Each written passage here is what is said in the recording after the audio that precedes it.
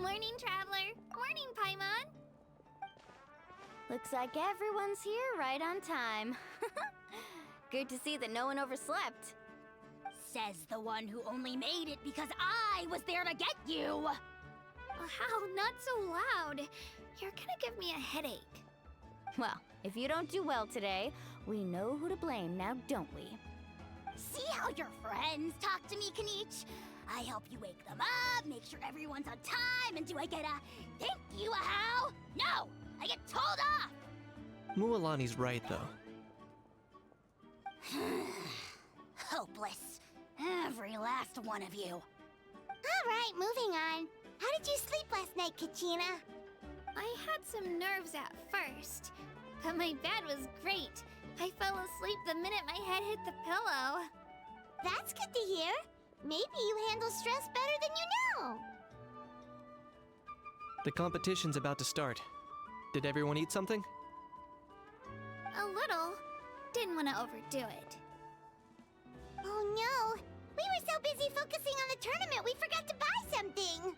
I thought that might happen. Here, I brought you some. No thanks necessary. I'll treat you to something even better once... Attention everyone! The tournament is about to begin. All contestants proceed to the venue. I repeat, all contestants proceed to the venue. Well, I'd say more, but that's our cue. The opening ceremony is what kicks everything off. You should be able to see Kachina and me from the stands. We're counting on you to cheer us on. Don't you worry! Paimon's gonna cheer so loud, you'll hear it across the stadium! Thanks, you two. I'll be sure to keep an ear out. Well, we should get going. See you later. Okay, bye-bye!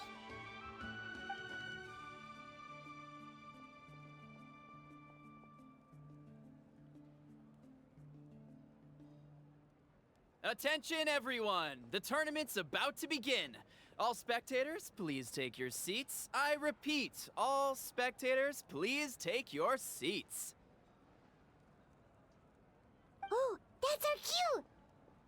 Wow, we've definitely never witnessed a competition of this scale before. Let's go in once you're ready.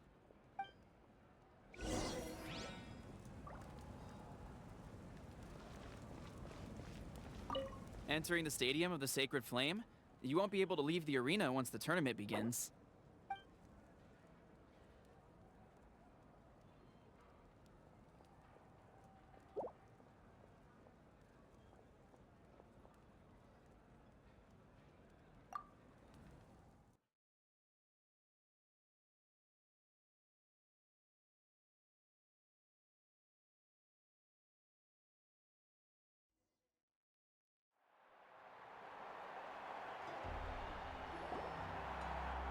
The pilgrimage of the return of the Sacred Flame is a competition with a long, storied history.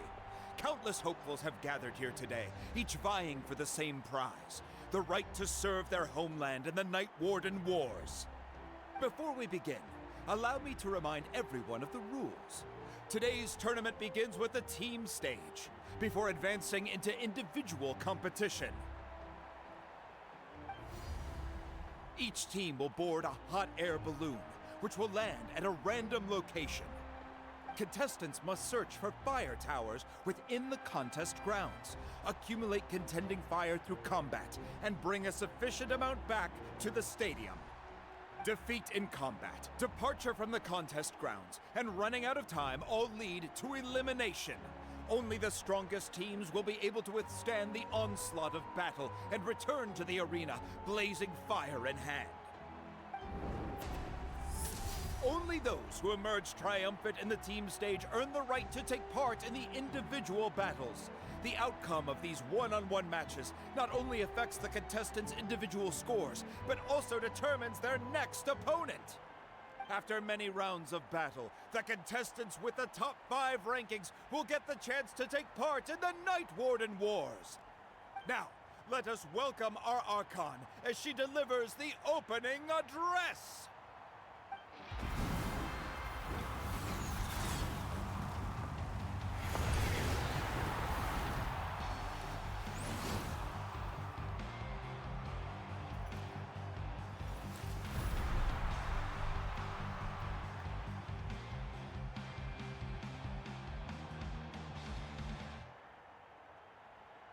Skill, strategy, fortune, form.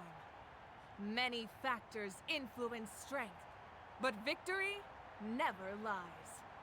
The pilgrimage is not merely a trial to determine the strongest among us, but also a stage upon which to showcase your individual growth. Today marks the beginning of yet another legendary saga.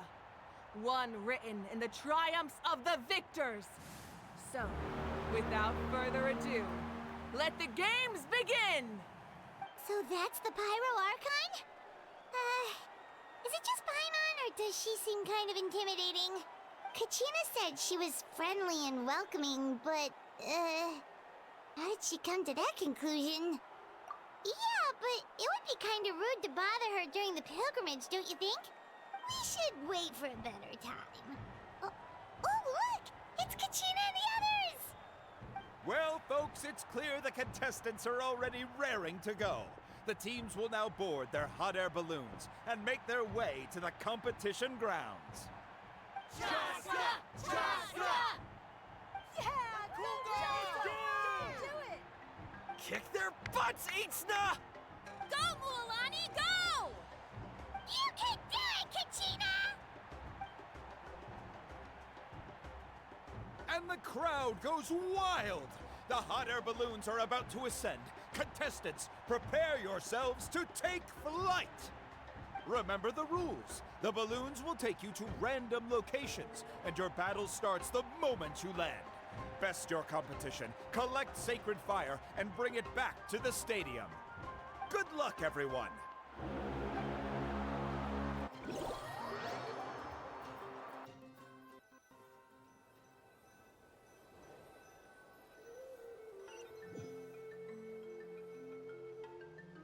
Guess this is where we're starting. Let me see.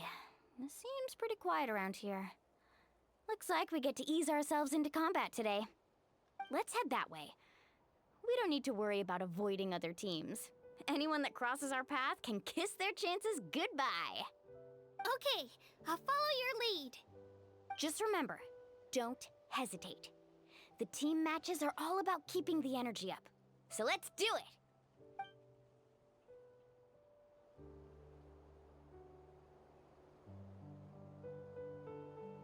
And with that, the pilgrimage is now underway. Time for the contestants to give it the... Oh, a fire tower! And an unoccupied one from the looks of it. Be on the lookout for an ambush. Careful, we've got company! Kachina. All right, let's finish this Looks fast. like we got ourselves an easy start. Perfect timing. We've got to fight to generate contending fire in the first place. So let's go. Winner takes all, loser gets lost. Tide rises! Yeah! Woohoo! Let's finish this next time! Amazing! We won! We're just getting started. Grab the fire and let's head to the next spot. Currently in the lead, we have Chus, one of the contestants from the Flower Feather clan. Amaru has taken out 6 contestants in a row! What a legendary competitor! But can his hot streak continue?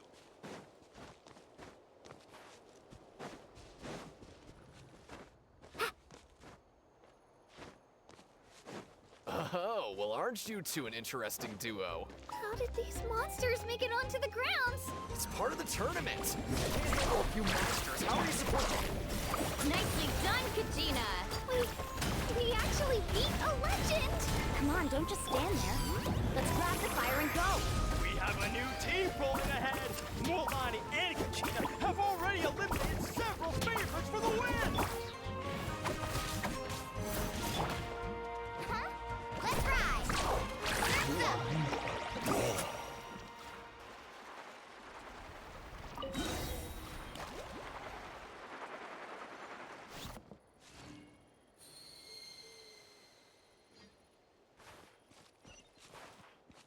Off we go. I knew someone would show up. Hand over the sacred fire and no one... Show me your courage! Clear the area! Let's shred, Sharpie! Let's ride! Would you look at this? Two favorites for the win. Itsna and Kumda have run into each other. Looks like it's gonna be an early goodbye for Watch us. this. Let's finish the competitors.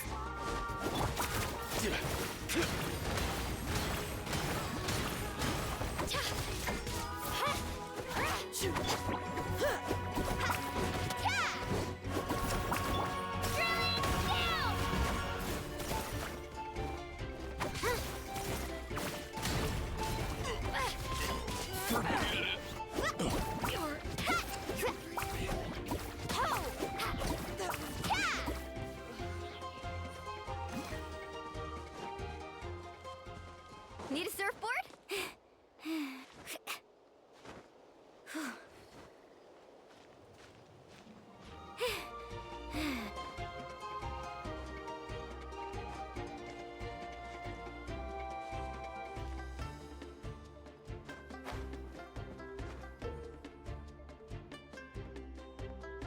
This mountain's huge. Is the next tower really all the way up there? It's going to take forever to make it to the top. Just leave it to me. I'll get us up there.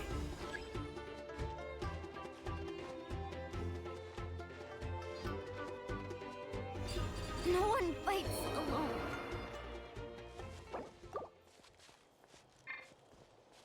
Shockwave!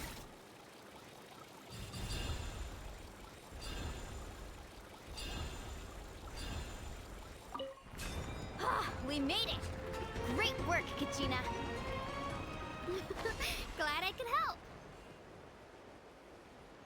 An empty fire tower. Show me your courage! We're too late. Darn it! So close. And another competitor crosses the finish line. Ian-san from the Collective of Plenty, certainly living up to some lofty expectations.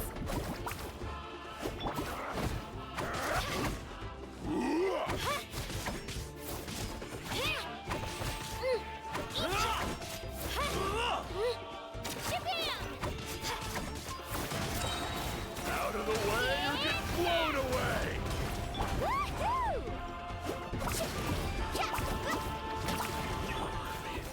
This was new.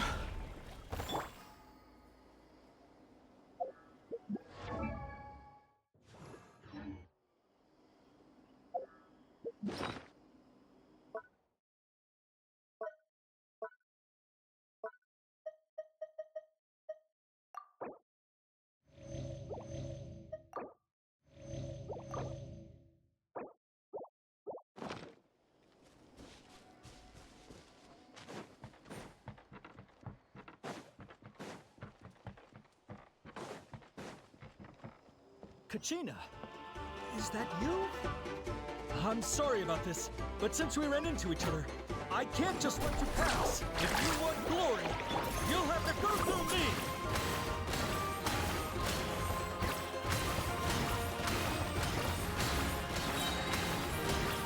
Every minute that passes, fewer and fewer contestants remain in play. The remaining competitors need to hurry if they want to make it out of this stage. Hold it right there. That fire is mine. In your dreams, I think someone needs a reality check, and I'm more than happy to oblige. Oh, they're going at... Let's hope you'll put up a good fight. I'd like to see you try.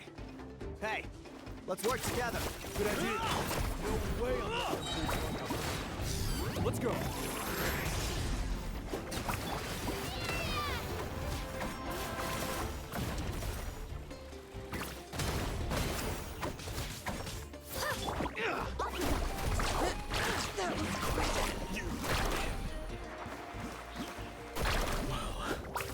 This was new.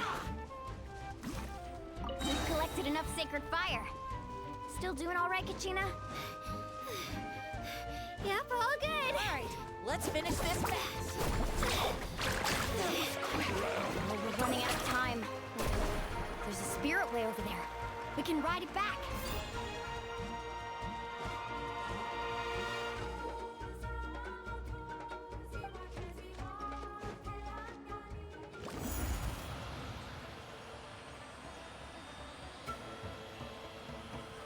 Oh, we really lucked out.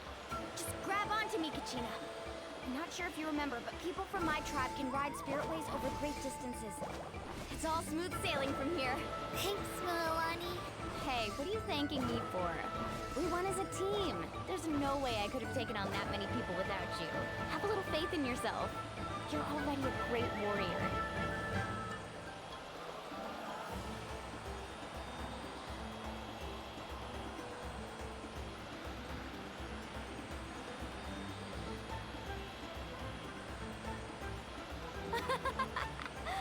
Oh, those were some steep curves. You're not scared, are you? I'm fine. I don't scare easily. Not after that last ride you took me on. Oh, yeah. Back when we first met, right? I accidentally knocked over your piece of cake, then offered to take you spiritway surfing to make up for it. Actually, I was feeling pretty down that day. My training didn't go well, and... Anyway, you really cheered me up. Milani, I really want to win this time. I want to win this pilgrimage and become a true warrior. That's what I like to hear. Let's meet each... If your team has gathered enough fire, please proceed.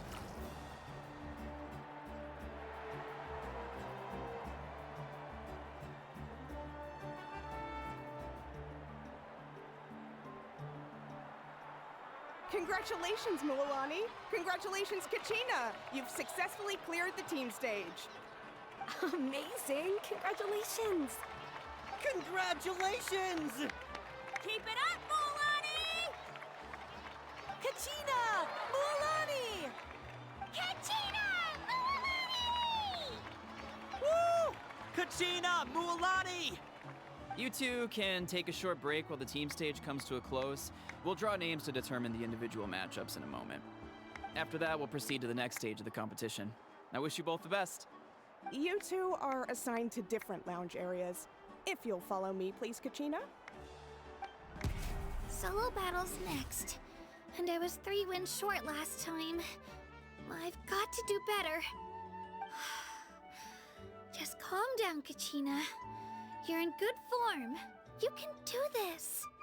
Hold it right there. This is the contestants' lounge. Unauthorized access is prohibited. We're contestants too. Let us through. According to my list, you're not among the individual match contenders, nor are you related to any of the remaining candidates. Well, we'd still be candidates if it was just based on strength. We only lost because 2 other contestants snuck up on us like cowards. If you could just go contact the referee, we'll wait right here for you to... Wait, you two are... Well, look who we have here. Remember us? Your little trick got us disqualified. Since we've crossed paths again, let's settle this once and for all. We'll see who truly deserves to advance to the next stage.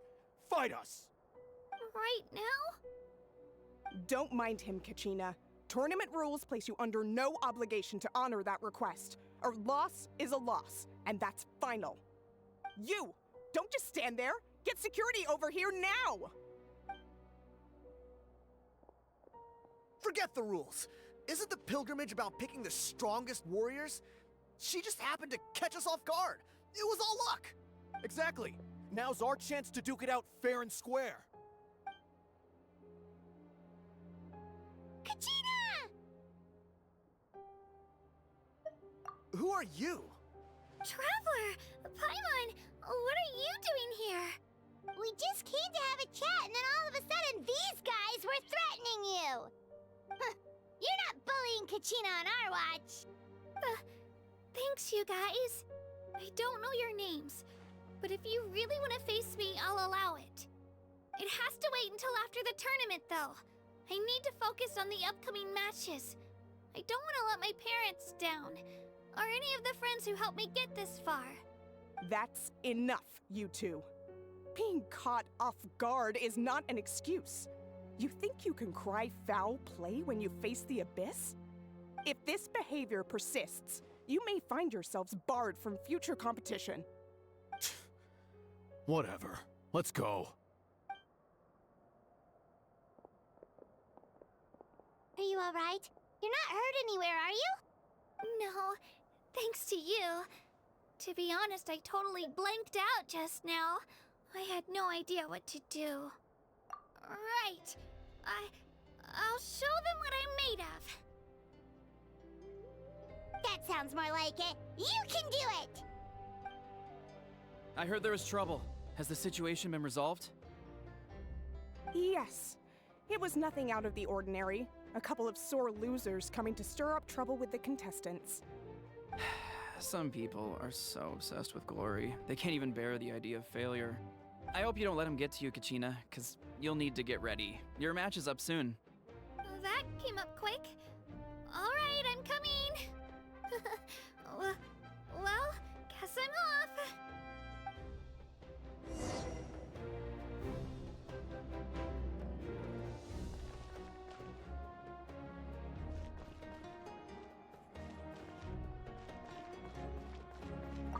We issued a warning to those two troublemakers. Try not to let them get to you. We get people like that every year. The pilgrimage symbolizes glory, and some people can't accept missing out on the chance to claim it.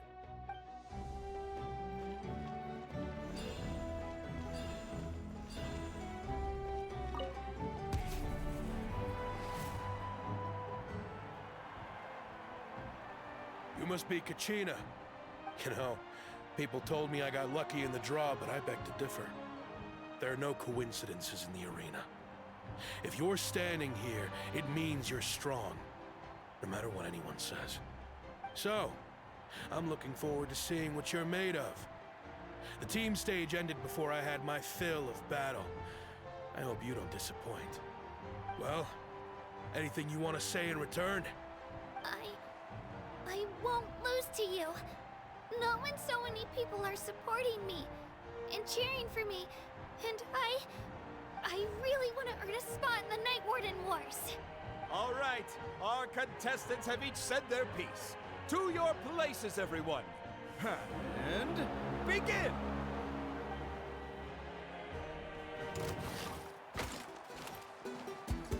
Here goes! Get back! Yeah! Come on, you can do better!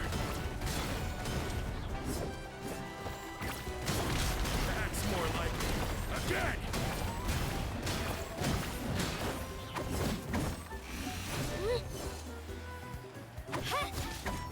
Let her rip!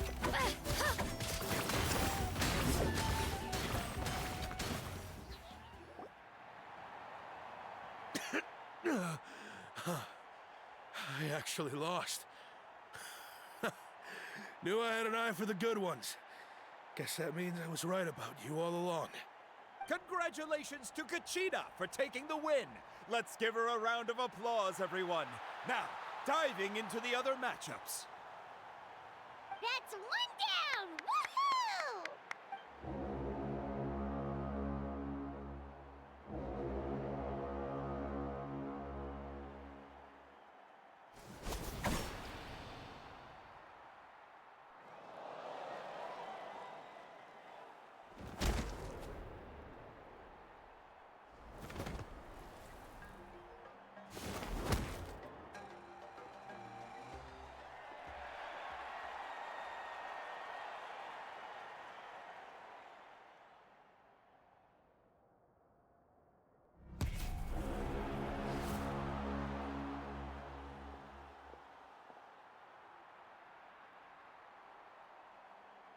Where do you come from, kid? Think you've got what it takes to go to war? Hate to break it to you, but it won't be easy to get through me. And you are... You don't recognize me? Figures. Our generation's been in decline ever since Ateya and the others retired from the front lines. Either way, once we face off, you won't forget my name anytime soon. Let's do this!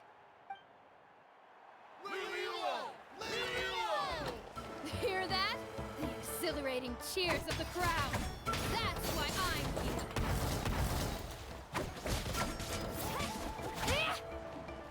Yeah! Missed your chance!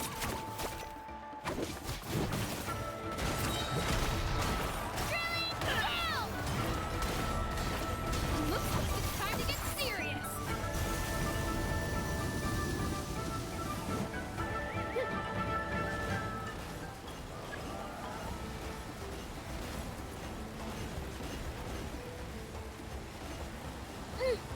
Shabam!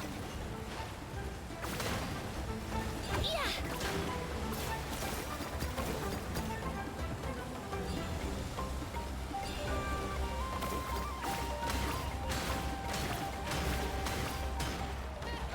An impressive blow.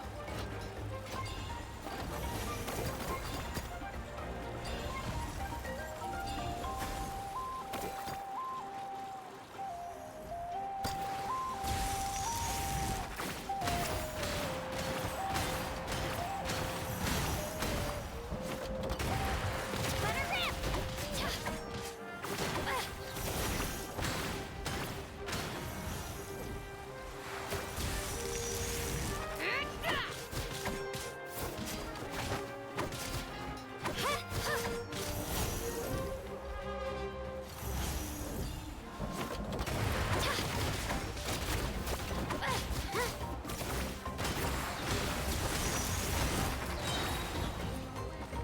Clear the area! Yeah! Try this on for size.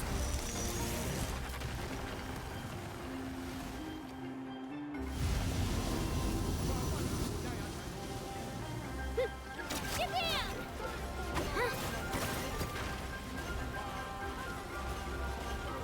Come on, Kachina, you can do it!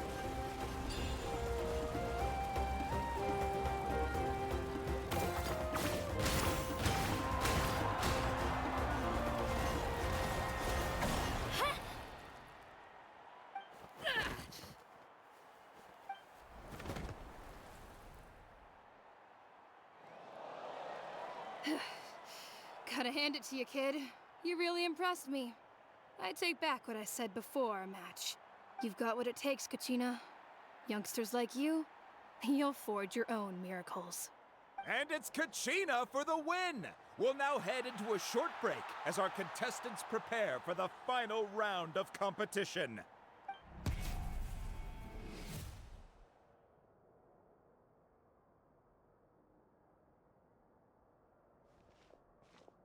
Thanks for cheering me on, you two. You were great out there! You faced a lot of impressive competitors, but they never stood a chance. I don't think I did too shabby either. I've never gotten this many points before. You ready for the last round, Kachina? Moalani! I got permission to come see you before the last round starts. Based on your score, it looks like you'll make it to the Night Warden Wars if you win your next match. But, your final opponent... it's me. What? Yeah, I just found out myself. We're really close in the rankings, so only the winner gets to move forward. But I wanted to fight alongside you. I did too, but it is what it is. People with similar scores tend to get matched against each other. But we just have to get past it. War is cruel, and the Abyss certainly isn't going to go easy on us. Only Natlan's strongest deserve to stand against them. So, I'm going to give this battle my all, Kachina. And I hope you do the same.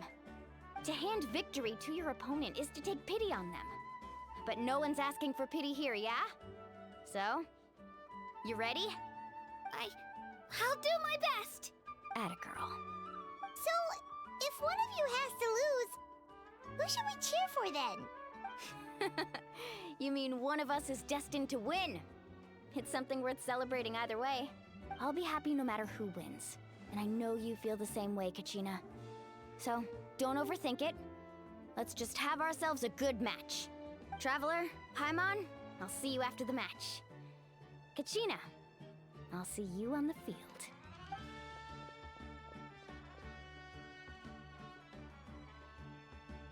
I've been training so long for this, and Mualani's helped so much. I'm going to show her that it didn't go to waste. Thanks for believing in me. I'll try believing in myself this time too.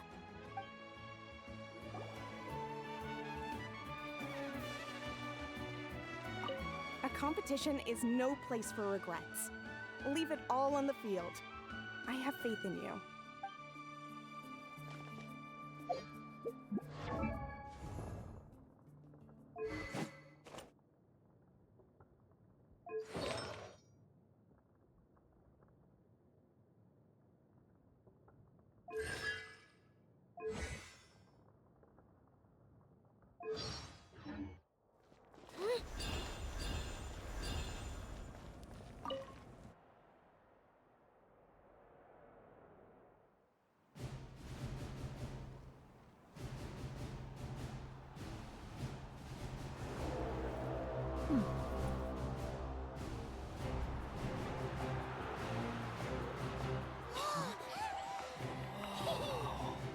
We've arrived at the final phase. The winner of this match will take the final spot among the victors. Give it up for a long-time contender and first-time finalist from the Children of Echoes, Kachina!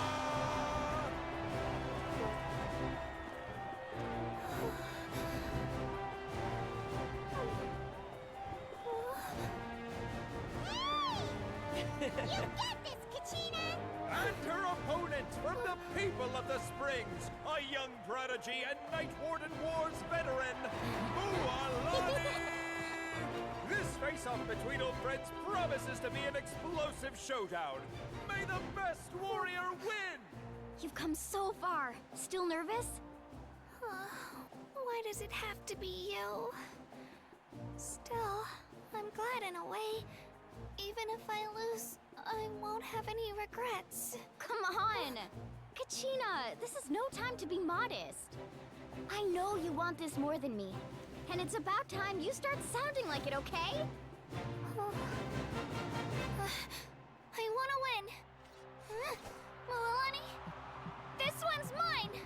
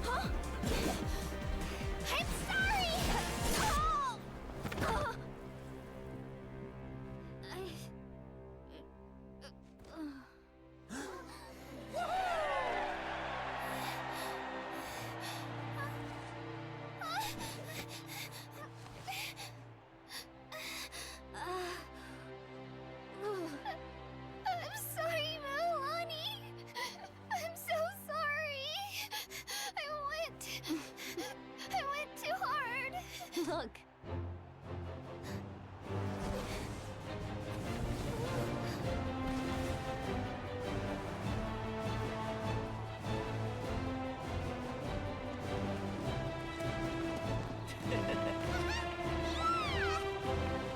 The winner is, from the Children of Echoes, Kachina!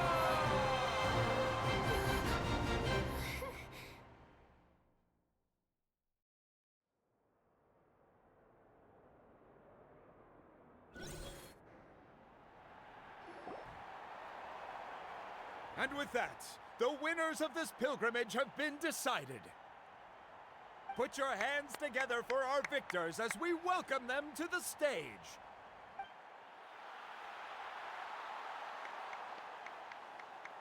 With her 6th consecutive win, Cheska of the Flower Feather Clan. She managed to turn the tides all by herself. Ian-san of the Collective of Plenty. With an explosive comeback 10 years in the making, Kaiulani of the People of the Springs. A seasoned and renowned warrior, Kibangu of the Scions of the Canopy. Last but not least, finally living up to her true potential, Kachina of the Children of Echoes. Woo! Over here, Kachina!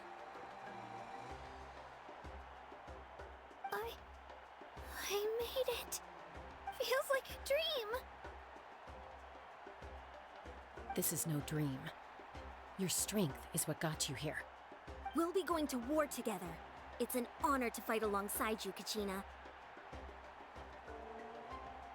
No matter how many pilgrimages I witness, I'm always overwhelmed with pride in this moment. Pride for you, my brave warriors. You give me faith that our innumerable sacrifices are not in vain, that the future of Natlan shall burn with the brilliance of a blazing fire. Brave warriors, the following is an order, and also a personal request. Go forth and crush the abyss! Seize victory and glory for Natlan! As you command. As you command.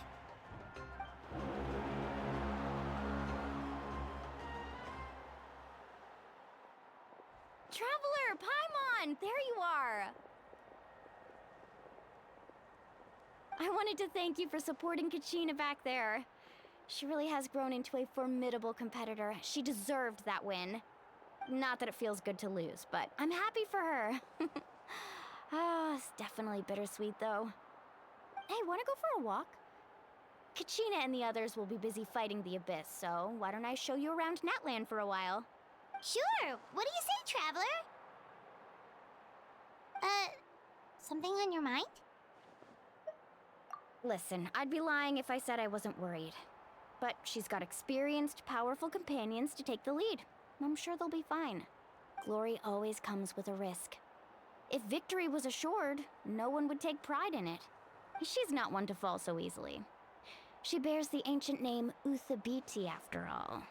We just need to hold the fort while they're gone. Come to think of it, you've never visited my tribe, have you? Come on, I'll take you. The people of the Springs live alongside the Kaholasaurus.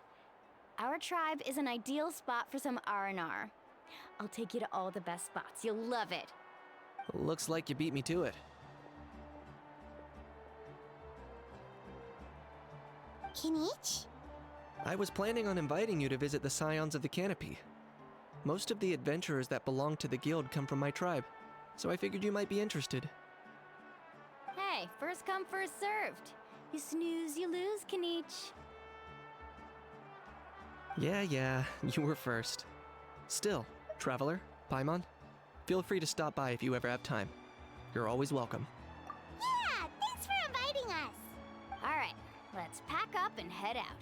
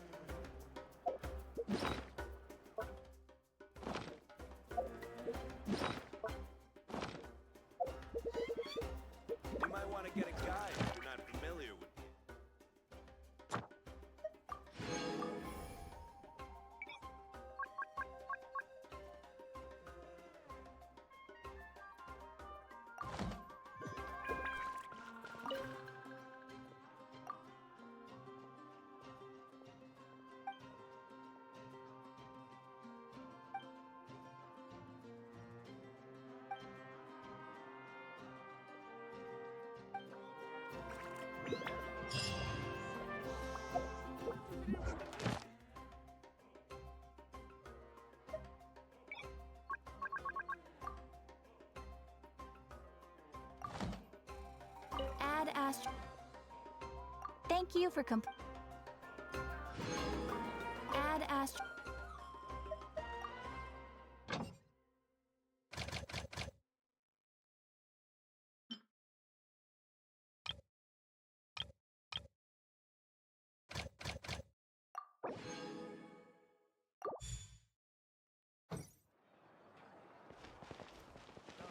Is the ability to not get lost some sort of talent?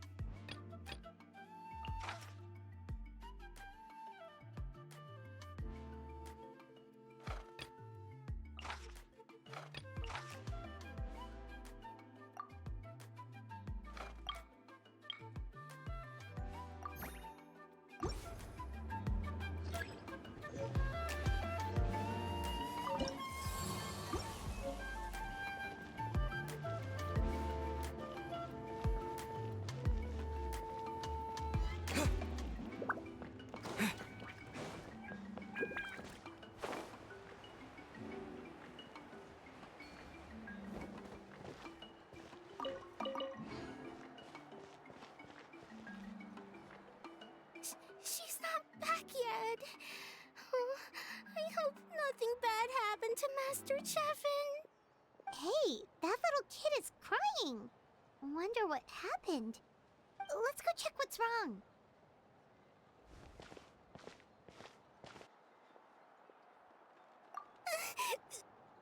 Master Cheffin,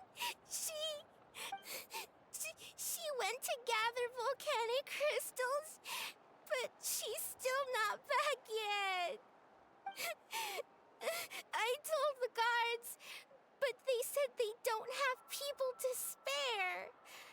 Plus, that area's super dangerous, with tons of monsters and bad guys. They have to finish making preparations before they can try to rescue her. But it'll be too late by then. So, you'll help? Great! I'll just make a quick sketch to show you where the guards went earlier.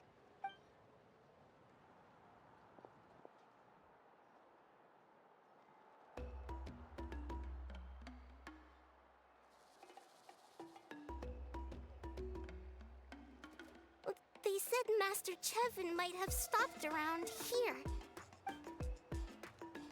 She might have been forced to go near the shadow pen. If that's the case, then... Please, you have to save her.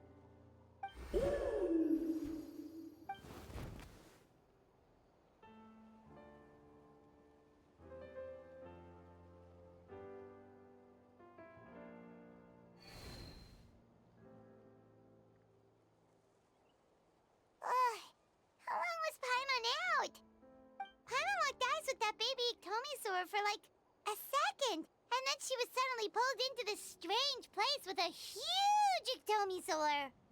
Any idea what happened? Traveler? Hey, what's wrong? Look, it's that baby ectomisaur. Seems like it wants us to follow it. Paimon's adventurous side says we have to see where this leads.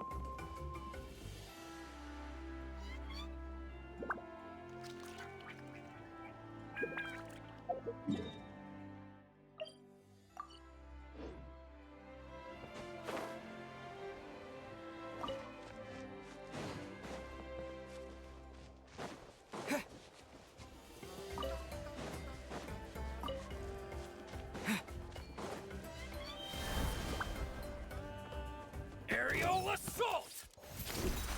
Gotcha!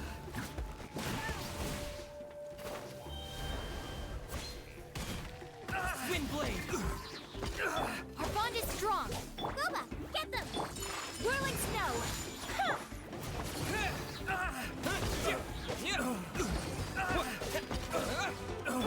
Kamisato art! Sumetsu!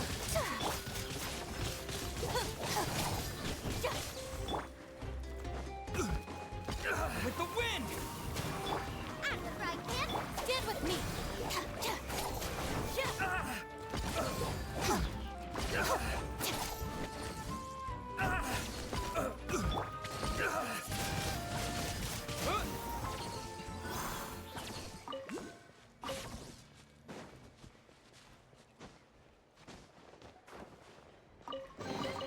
A reward on the road.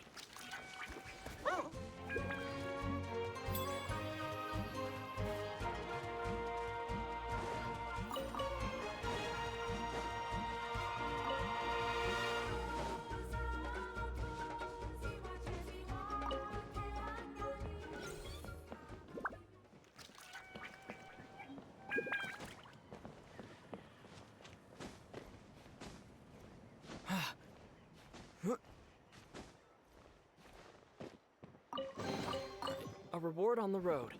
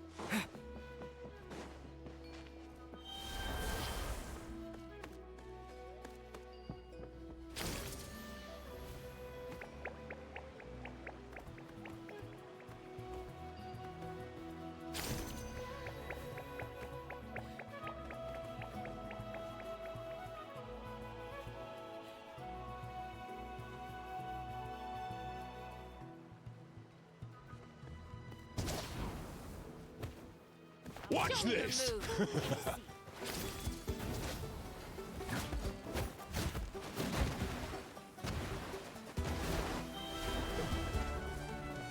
Wind blade! Dissipate!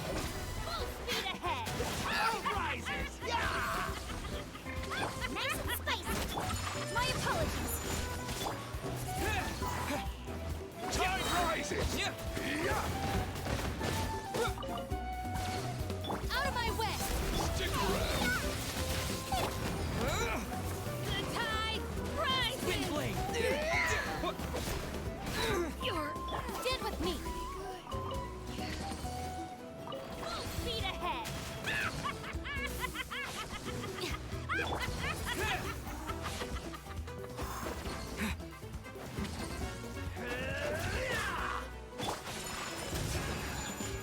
Booba, get them! Our bond is strong!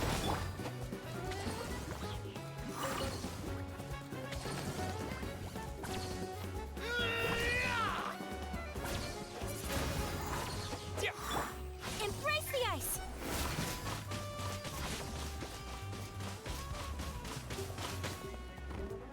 Dissipate!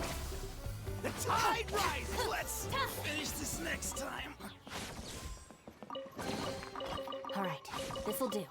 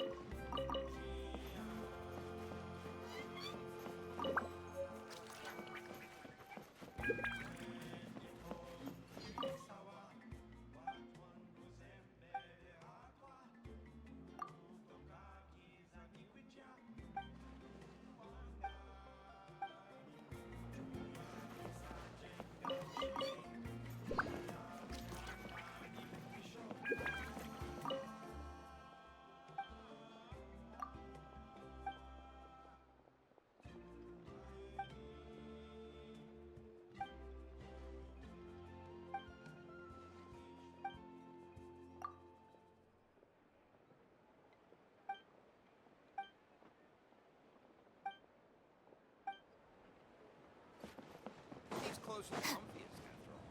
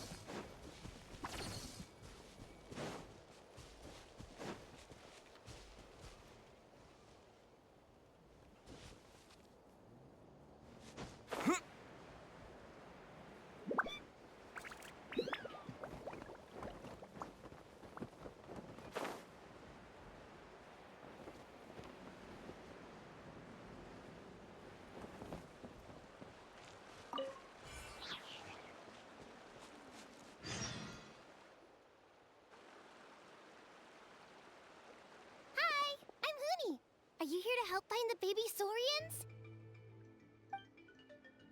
And I'm Toba. You must be the helpers that we've been waiting for. It's nice to meet you too, but we're just passing through. Oh, but Uncle Sanka said he was gonna send some of his friends over to help us. You sure he didn't mean you?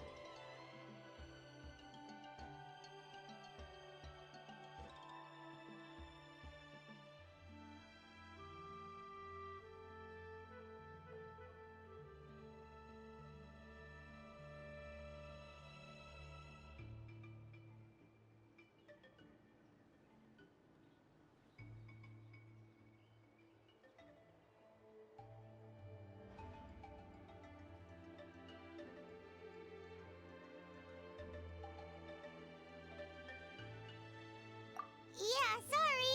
Whatever this is about, it sounds like you've got the wrong end of the stick. Wrong end of the stick? Darn it! We've been tricked, Hoonie. I should have known that Glasses Guy was a con artist.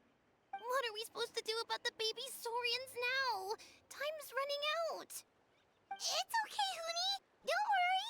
Why don't you tell us what happened with these baby saurians, huh? There's been a lot of unrest in the tribe lately, and my dad's saurian got injured.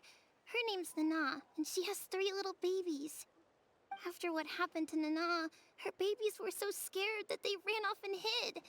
I'm really worried about them, so I decided to go look for them. If Nana is your dad's saurian, why isn't he the one looking for them? My dad's one of the elders, so he's busy getting ready for Turnfire Night.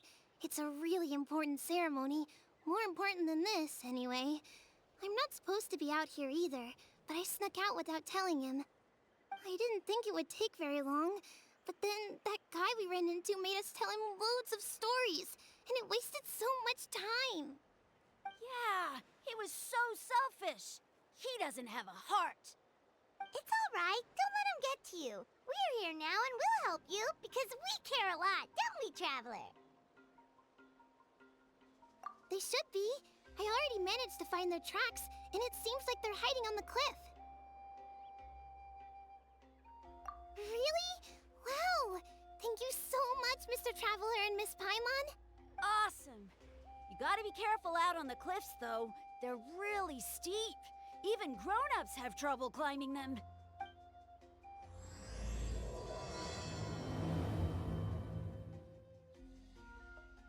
Goonie said the baby saurians are on the cliff, so let's find a way up.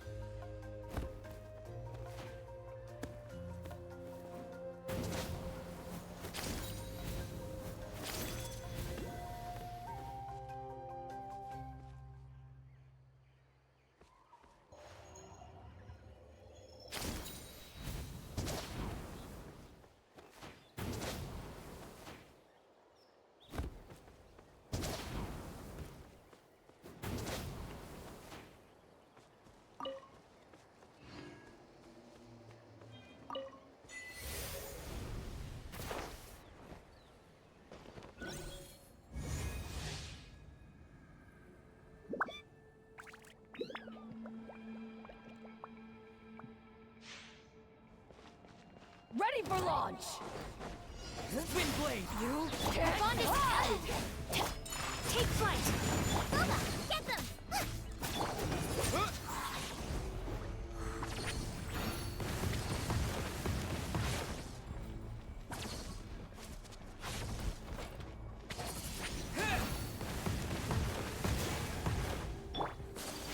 Kamisato art! Sumetsu! Disappear!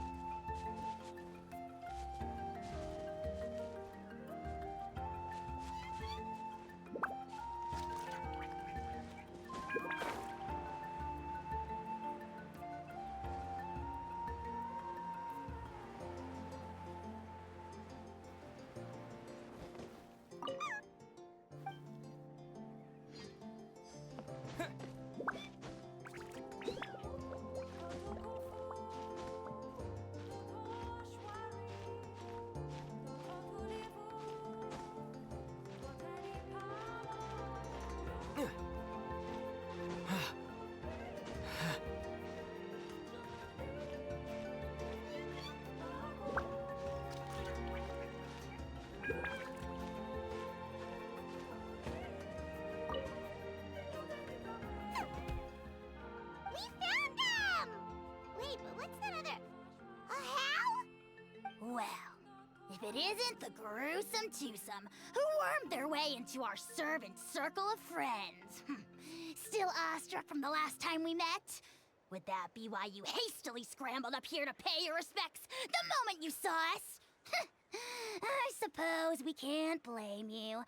Such is the spell that our majesty casts on our minions. Very well. You heathens leave us no choice. The almighty Dragon Lord, Kahula How, shall grant you the audience that you seek. Come, pucker up. You may now kiss our feet. Wait, aren't you like Kenichi's sidekick? What the heck are you going on about? You're somehow managing to be even more annoying than the last time we met. Silence! Who are you calling sidekick? We are the Dragon Supreme, sovereign ruler of the Nation of Flame. We shall have you know that last time, were it not for Kenichi's earnest pleading on your behalf, you would have received not a single word of mercy. Oh, come on. You talk big, but Kenichi clearly has you under lock and key. That's great, sovereign to you. You dare invite the wrath of the almighty Dragon Lord, Kahula How. You will burn in turn fire for 1,000 years for your blasphemy. If you must know, our humble servant begged us to investigate an abyss incident near Hoytsidland, and we chose to grant his request. Abyss incident? See this little lizard? Its mother, a medium-sized lizard, came under the influence of abyssal power. In her confusion, she attacked my servant's tribe, then assailed her own offspring. Yikes. So how is she doing now? She was but a lowly bug fighting against the power of the abyss. Naturally, she has departed for the Night Kingdom. Such a fragile creature. Apparently, she ended her struggle by leaping from a cliff. Leaping from a cliff? My dear anemic flying ant, as addled with questions as your head may be, Please keep them to yourself, and wipe that absurd expression off your face. We are the almighty Dragon Lord Kahula-How, not a wish-granting fountain. Anemic flying ant! You! Just you wait. Two can play at the ugly nickname game. We sense a faint abyssal energy. An evil sorcerer must be lurking nearby, but they are well hidden. If you encounter any suspicious Outlanders, be sure to give them a robust interrogation. Suspicious Outlanders? Wait, are you mocking us? Ha! How dare you cast aspersions on your ruler, heathen! You're just lucky that our servant has such vile taste in friends. Otherwise, we would beat you black and blue, and then purple, then black again! If you're not here to kiss my feet, then get out of my sight. Do not impede the work of the almighty Dragon Lord, Kahula-How! You potty mouth on that guy! Paimon is furious! Still, good to know about the abyss threat, huh? Wasn't expecting that. Let's not get sidetracked. We should take care of Hootie's request first.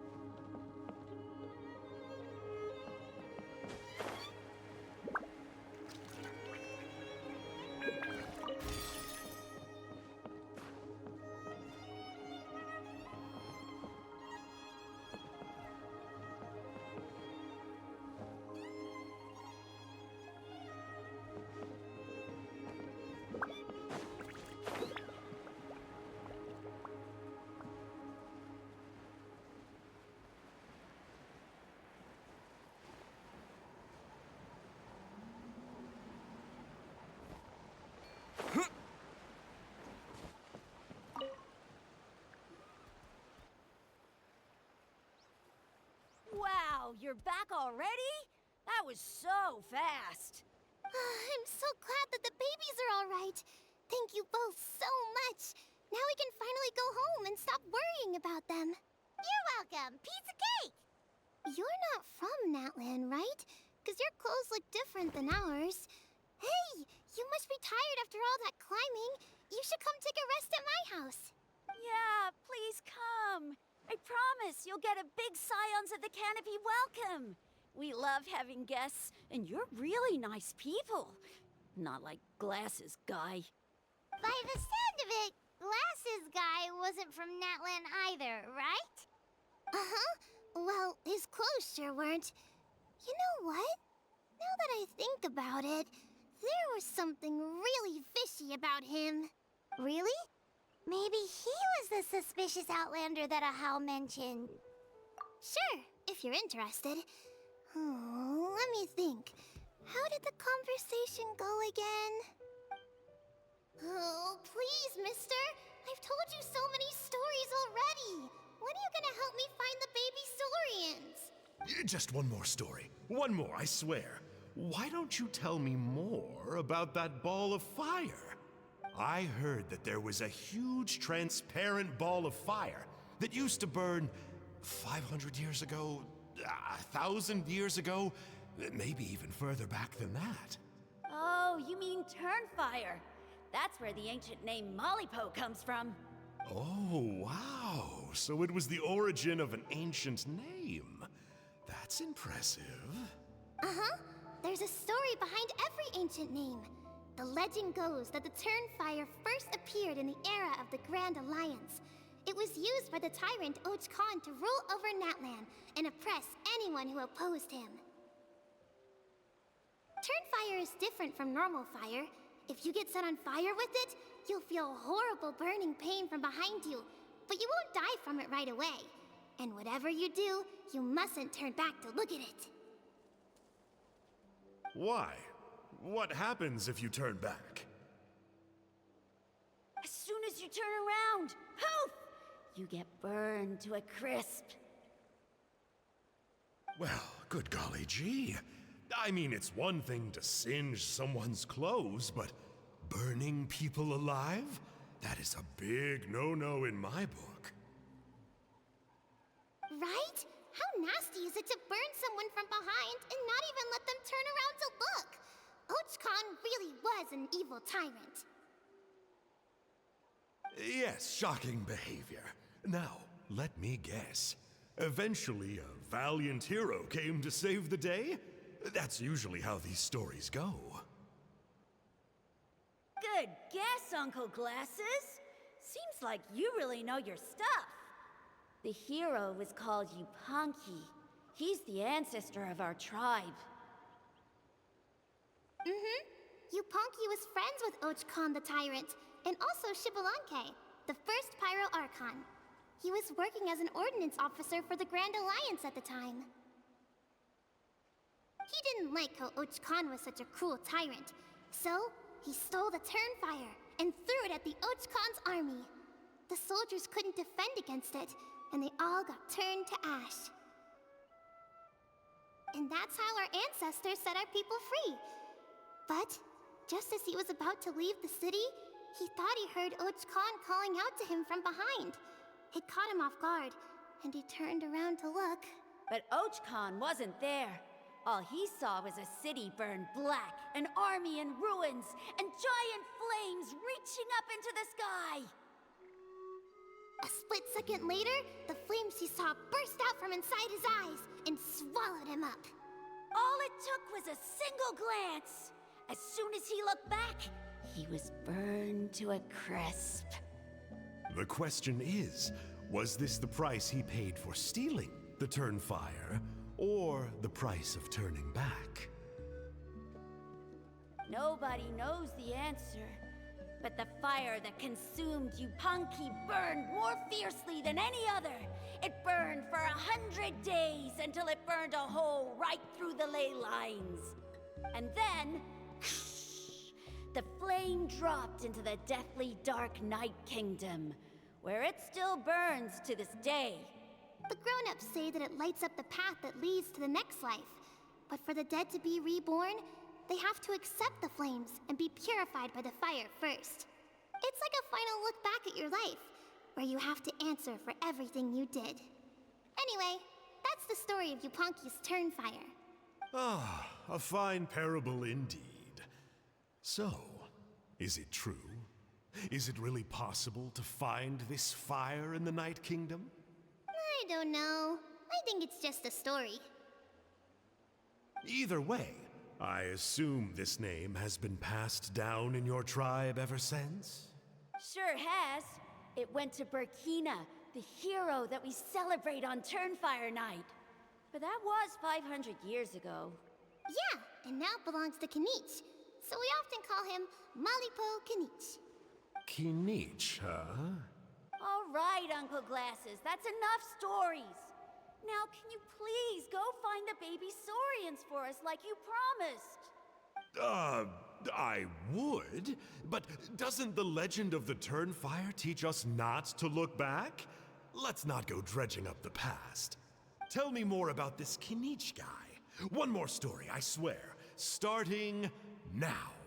No? Careful, Toba. You look dangerously close to cursing me out right now. Tut tut. We can't have that. Cursing is for grown-ups only. Uncle, you'd better not be trying to trick us, or the Turnfire will get you when you die. How would it get me if I'm outside of Natlan? Uncle Glasses isn't from here, you know.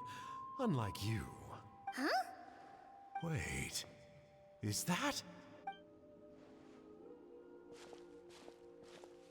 All right, kiddos. I'm a man of my word. 2 of my friends are on their way here, and, yeah, they'll help you out on my behalf. Work them like dogs, okay? That's what they're here for. Don't go easy on them just for my sake. Really? Well, first, can you tell us your name? We met at the foot of this cliff, so beneath the peaks, let's go with Sanka. Seriously? If you don't believe me, turn around and see for yourselves. They're right behind you. Huh? Where? Oh, wait!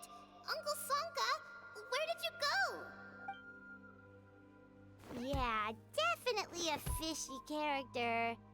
It sounds like he was digging for info about the ancient names. Yeah, and not only that, but he betrayed us too. He'll pay for this. All he got out of us was some stories, though. What's the worst that could happen? Traveler, maybe we should go tell Kanich about this. Ahau says he's investigating it, but he's a bit of a loose cannon. We probably shouldn't take him at his word. Huh? You know Kanich? Not very well, but we have met him before, and one time we had a meal together. Aw, man, I'm so jealous. I never even spoken to him. He's so cool. He's the Saurian hunter, and he has a really awesome ancient name. Me neither. I don't think my dad really likes him, though. He always tells me to stay away from him. Probably because of that little creep he always hangs out with. He's nasty, and he's so full of himself. Oh, the creep who calls himself Kahul Ahau? Yeah, we've had the pleasure of meeting him too. He sure loves pushing people's buttons. Exactly. I don't know why Kanich partnered up with him. Why didn't he pick me instead? Uh-oh. Honi, look how late it is. We've been out way too long. We better get home now or we'll get yelled at. Oh, yikes. You're right. Okay, well, this path here leads to our settlement. If you decide to visit, remember to come to my house. If there's anything you need, my dad can help get it for you. Hope to see you soon. We gotta run. Bye for now.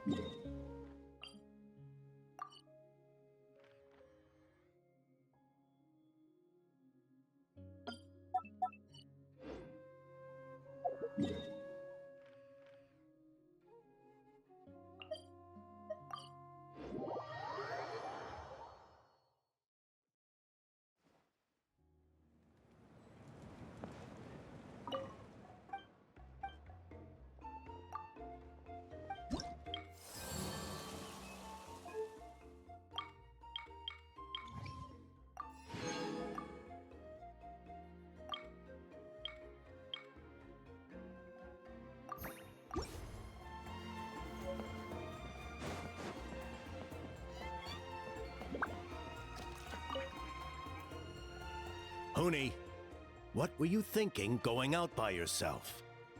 Don't you know how dangerous it is? It's okay. Toba helped me. And we met some kind strangers who helped us, and... Kind strangers? What made you so sure they were so kind, hmm? I suppose they had kind stranger written on their foreheads. Yeah, actually, they did. In big, bold letters. Don't talk back to me. The Mountain King problem still hasn't been solved. What would I do if I lost you, too? No dinner for you tonight. They were good people, Dad. Dinner or no dinner. Hello again, Huni. It's Miss Paimon and Mr. Traveler. Dad, it's them. They're the ones who helped me. And I promised we'd take care of them if they came to visit. Oh. So you're the kind strangers. Well... I'm Trinidad. Apparently you helped my daughter today. So if there's anything you need, just ask. As an elder of the Scions of the Canopy, I've got some influence around here. Now, I trust that you're sensible people who know better than to take advantage of their host's generosity. Yep, just helping a neighbor. We're not looking for anything in return. Oh? Well, let's hope so. Dad, please! They're not bad people. They've eaten at the same table with Kanich before. Be nice to them. Kanich? Wait. I heard that two mysterious travelers from afar showed up at the Stadium of the Sacred Flame. Are they... you? And Paimon's the other.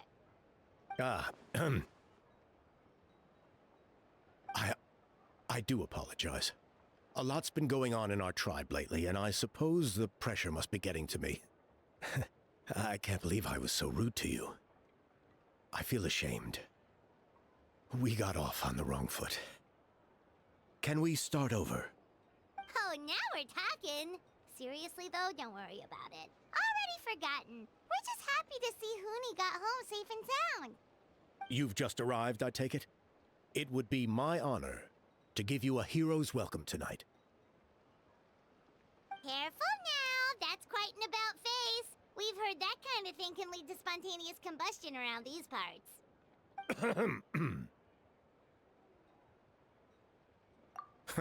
My dear traveler, you are very perceptive indeed. Go inside now, Huni. Dad's got some important business to discuss.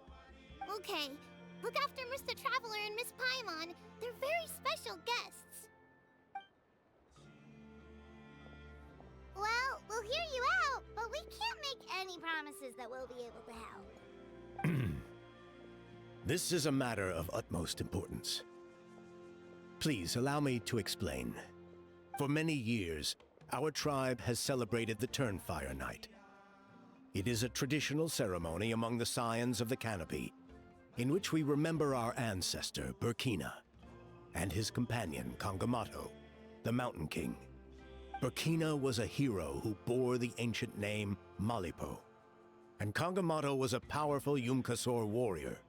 Together, they fought against the Abyss. They were victorious, but it came at a great cost. Burkina paid with his life. The Mountain King survived, but was contaminated by the Abyss, and he remains in hibernation to this day. Normally, Yumkasors never live longer than a century. It's possible that the Abyssal power is responsible for his unnaturally long lifespan. That's right. The Mountain King is a living symbol of our glory, but even this glory comes at a price.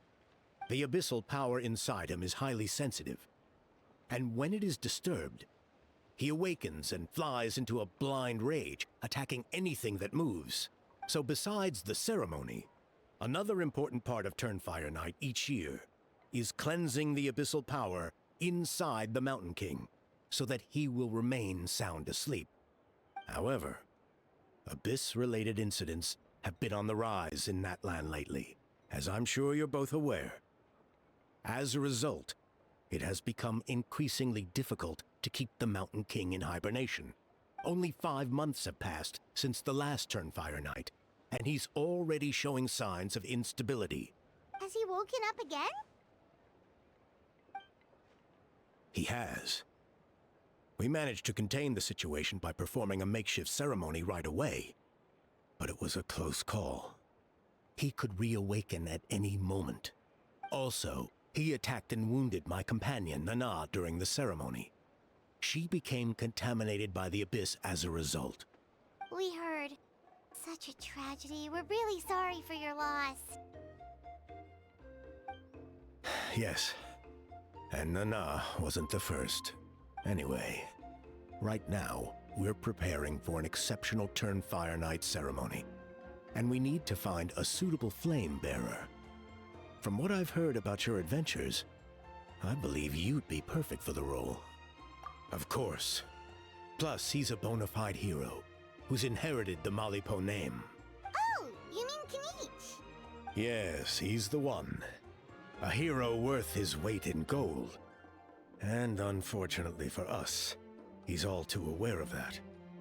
No prizes for guessing what he said when I asked him to host a Turnfire Night outside of the annual schedule.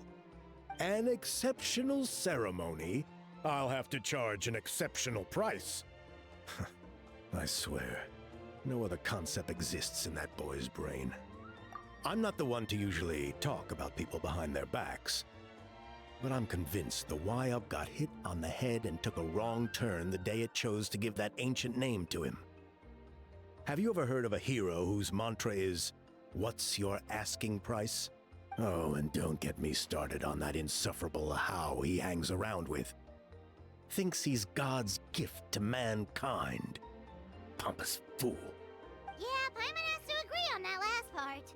Anyway, the fact is, the ceremony can just as easily be done without him, as long as we find someone else. And besides, you two seem like much better candidates. Wonderful. I can't thank you enough. Oni was right about you. You have kindness in your hearts. Come with me to the other side of the mountain. I'll bring you up to speed on each step of the ceremony. As experienced warriors, I'm sure you'll pick it up in no time.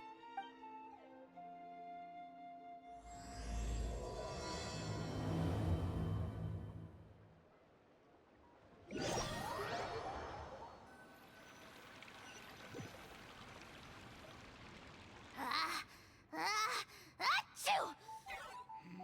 Curses! Who dares insult the great Kahula How behind his back? Oh, great Kahul Ahau, bless you. Shut your filthy mouth, worm of the abyss! Your putrid words defile the air we breathe. You make the almighty Dragon Lord, Kahula How, sick to the stomach! Speaking as a member of the Abyss Order, that's music to my ears. Exactly the kind of reaction we're going for. But on a personal level, I gotta say, it's pretty hurtful. Ugh, never have we heard such brazen blustering from someone who is inches from death! Up yours, Four Eyes! We spit in your face! Okay, well, that I am at a loss to explain. How do I manage to stay so chirpy and cheerful? I can only guess it's some kind of powerful magic. But I digress. Mr. Kinich, I admit it, you, sir, are a legendary hunter. Still, the only reason you caught me is that I was reluctant to run away. You see, I'm very interested in the lore of your tribe. Kay. Is that it? Kay?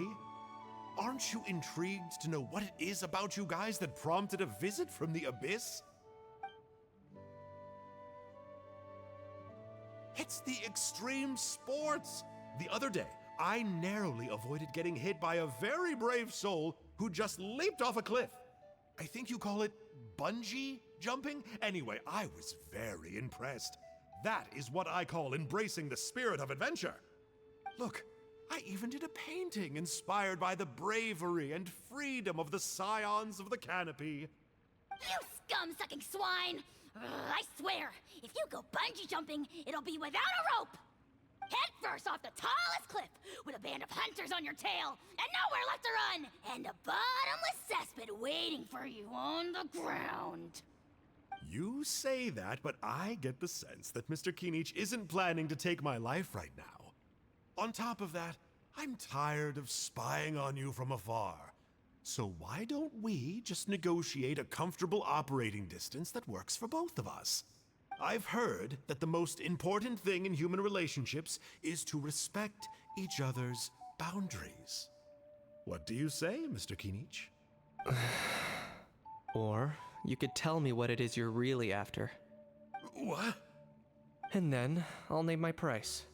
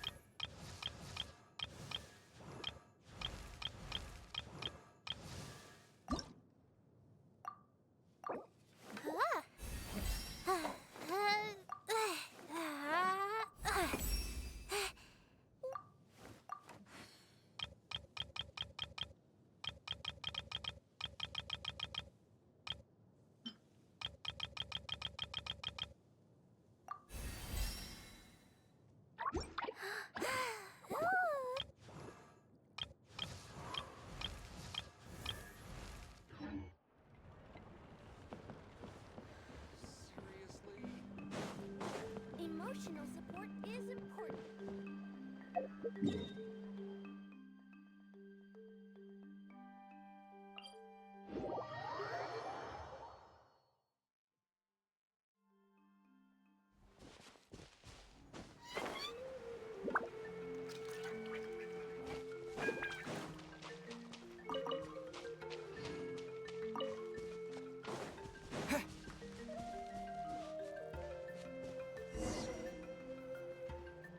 The abyss contamination is back. No surprises there. No doubt that explains the Mountain King's recent activity. See those torches over there? Those are Sacred Flame offshoots that we requested from the Stadium of the Sacred Flame. They contain the power of the Pyro Archon. Are you saying that the Sacred Flame and the Turnfire are the same thing? For ceremonial purposes, at least. Sending someone to the Night Kingdom to retrieve the legendary Turnfire isn't exactly an option. More to the point, though, the sacred flame is able to burn away abyssal filth. So that's why we use it in the ceremony. Gotcha! So basically, we just need to clean up the filth with the sacred flame. That's one part of it, yes. But the complete ceremony is a bit more complicated than that. First, the flame bearer must collect a kindling of the sacred flame from the starting point. Then use a grappling hook to fly up into the sky and light each of the sacred flame pillars. Then they must go down into the canyon, all the way to the cave where the Mountain King slumbers, lighting braziers and the final altar along the way. The most skilled flame bearers can accomplish all of this without touching the ground once. As much as I hate to admit it, Kanich is capable of this. Wow! He can do all that flying without ever falling to the ground? Well, of course Paimon can. It'd be much harder for you guys. Ha! Well, don't worry. It's not a requirement of the ceremony. You're allowed to touch the ground. The only thing you're not allowed to do is turn back. The flame bearer must always keep moving forward. You can't skip a pillar, then come back to it after lighting the next one. To do so would be to disrespect our ancestors. So, what actually happens if you do turn back? Surely the fires don't just go out. Well, if you're not careful, you might get burned. What about today then? Does the same rule apply? Oh no, don't worry. Today is just a practice. The order doesn't matter. You just need to take the sacred flame, cleanse the filth, then go light all the braziers. Are you ready? I'll repeat the key points again. Gather the kindling, cleanse the filth, and light all the braziers. I'll wait for you at the end.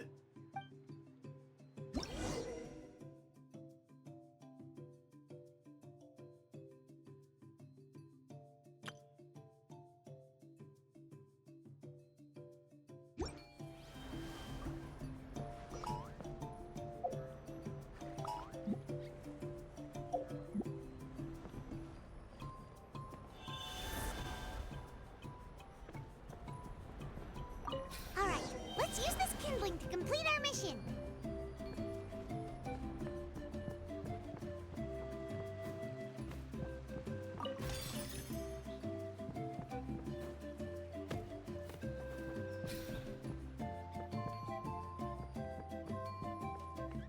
There's abyssal filth over there. Let's burn it away with the sacred flame.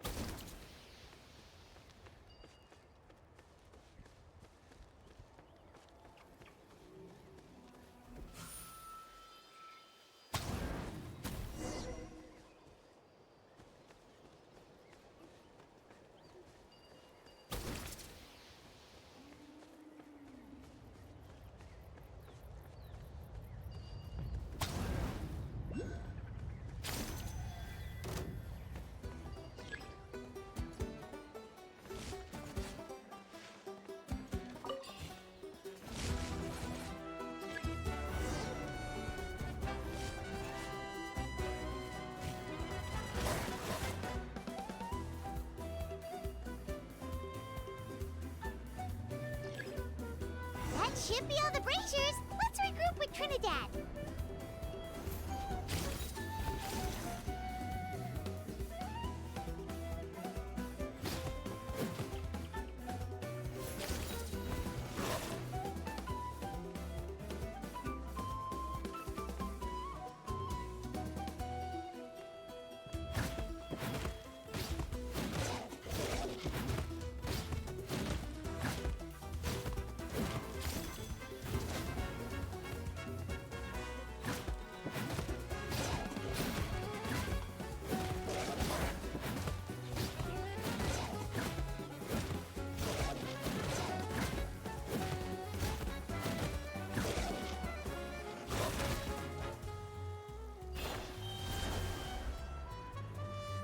Wind Blade!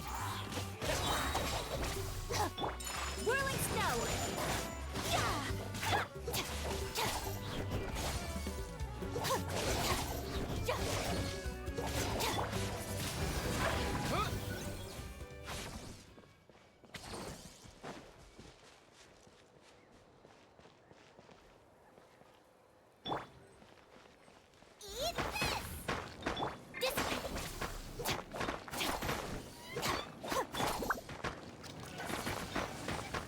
Wind Blade! Wind Blade!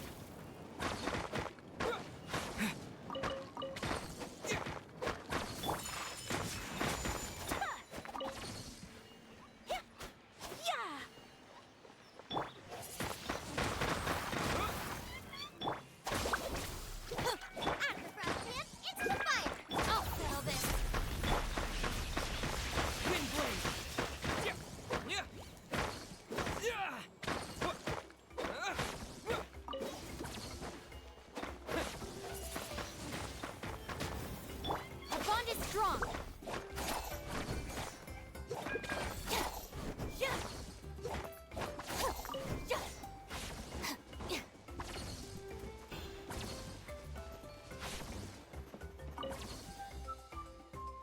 I knew I was right about you. You have outperformed all of our previous candidates. If there was an ancient name for outstanding flame bearers, I'm sure the Wyab would consider you for the honor. Yeah, although it would probably take Paimon quite a bit longer. All right. Now there's still a few days left until the ceremony. I should get back so I can inform the chief and the other elders that I have found the flame bearer we need. Oh, you mean they've still got to sign off on it? Some of them are still hoping we can come to an agreement with Kanich. But that's only because they haven't seen you in action. Still, I'm the one responsible for securing a flame bearer. And my recommendation is you. Just for Paimon's own peace of mind, are you sure it's not going to be a problem having Outlanders take on such an important role in your ceremony? See that place over there? There was a time long before the age of Burkina and the Mountain King, when we Scions of the Canopy called that our home. After a period of upheaval, our ancestors were forced to move away. Now it has become a place where our youths go to develop courage and kindle a spirit of adventure. If we fail to keep the threat posed by the Mountain King at bay, it might not be long before we have to move again and find a new home. So to answer your question, I think everyone will agree that you are the right choice. Fair enough. Desperate times call for desperate measures. I'll need you to drop by my place at some point before the ceremony, if that's all right. There are still a few final details that we need to discuss. Okay, see you later then. You have my gratitude. We've helped out with a lot of other local festivals before, but this one feels a little different. Anyway, let's take a break before heading back to Trinidad's place.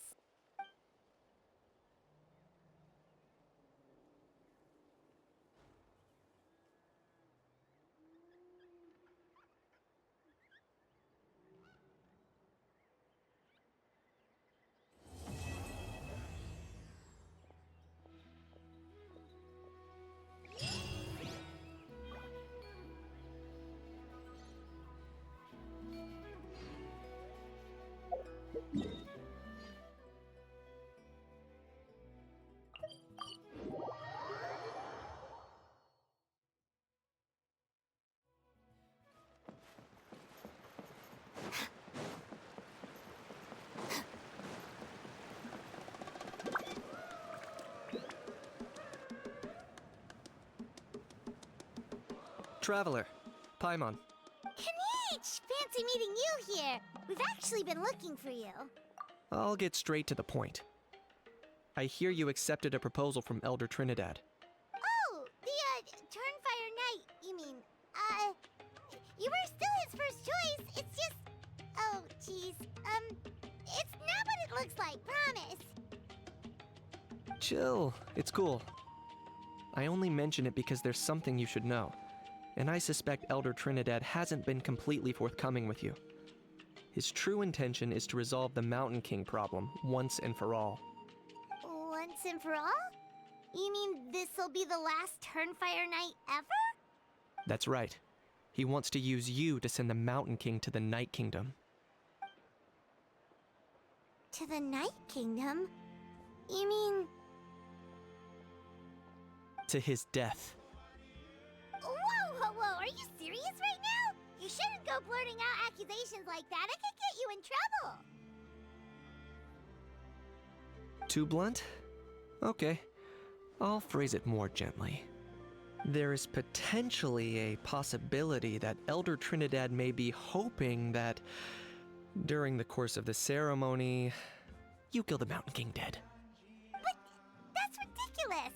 He told us the Mountain King is a living symbol of your tribe's glory. And that glory comes at a price. Oh, that's right.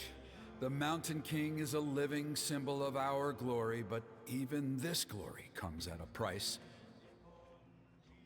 Ah, yes, and Nana wasn't the first.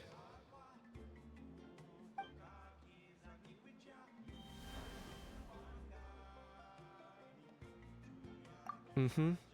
She likely won't be the last to lose her life either.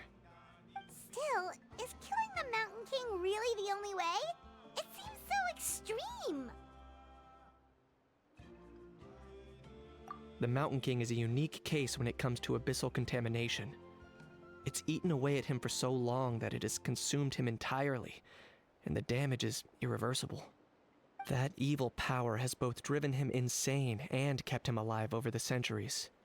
So to look at it one way, once it's completely purged from his body, the Mountain King will finally be able to rest in peace.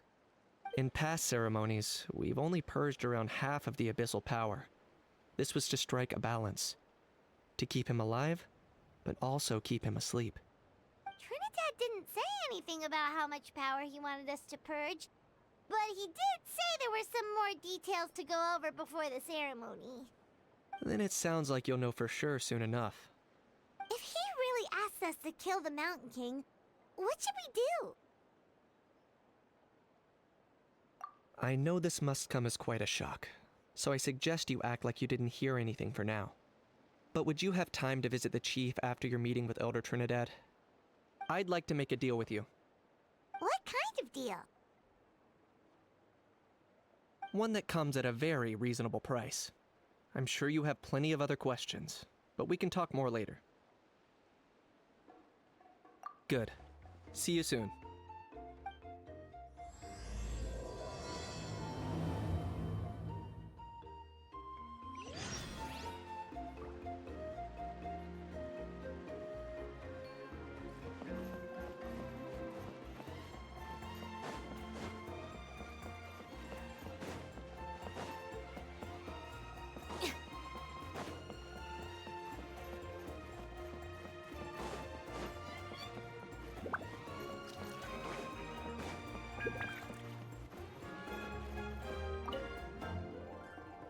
Ah, mighty Outlanders, you have returned.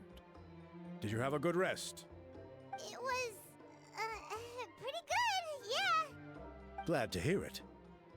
Things are progressing very smoothly on my end. Many of the elders have heard of your heroic deeds, including the chief. They all speak very favorably of you. There are still those who insist that the ceremony should be performed by the bearer of the Malipo name. But they're just stuck in the past. We need to move with the times. Plus, Kanish doesn't want to do it anyway. Exactly. So now, it's time for us to discuss the finer details of the ceremony. We covered the fire lighting part of the proceedings yesterday. The next part is the purification of the Mountain King. It's quite simple. You just need to use the sacred flame. We've done it plenty of times before, and it's always very routine. I'm sure you won't have any problems. One point I'd like to stress, though, is that you need to burn away as much of the abyssal energy as you possibly can. The more we dispel, the longer the Mountain King will remain asleep. Asleep, huh?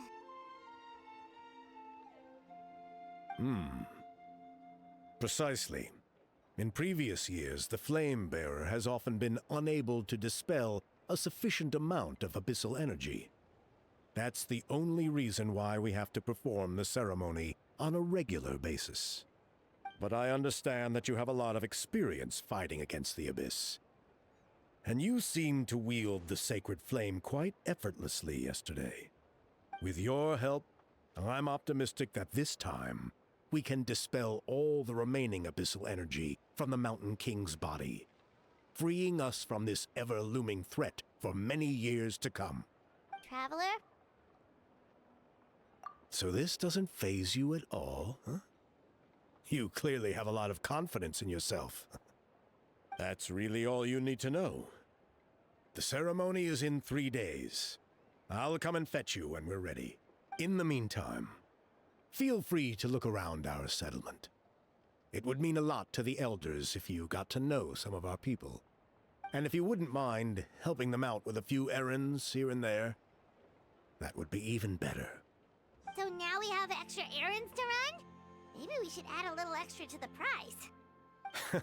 Just a humble suggestion, that's all. It will help you gain the respect of our people. And as a mighty hero, I truly believe that's what you deserve. I'll be sticking around over the next few days, so if you have any questions, you know where to find me. Seems like Kanich was right. We should go meet up with him right away.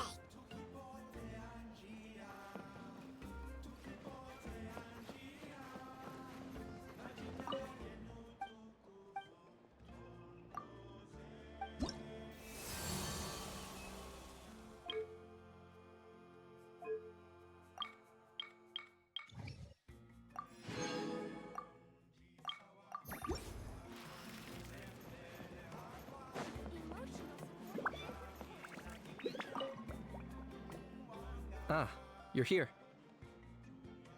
Kanich! Elder Trinidad said that... I can tell. It's written on your faces. Is that the Traveler and Paimon? Forgive me for not being there to welcome you on your arrival. That should have been my duty as chief. Hello, Chief Waina. I only heard the news from Trinidad yesterday, so I asked Kanich to invite you over for a quick chat. I believe Kanich has already filled you in, so I'll get straight to the point. Firstly, I fully endorse your appointment as flame bearers for the upcoming Turnfire Night. However, I would like to request that you take steps to ensure the Mountain King's safety. Every child of our tribe grows up hearing the tales of our heroes, from Yupanqui the Firebringer to Burkina and the Mountain King who fought against the Abyss.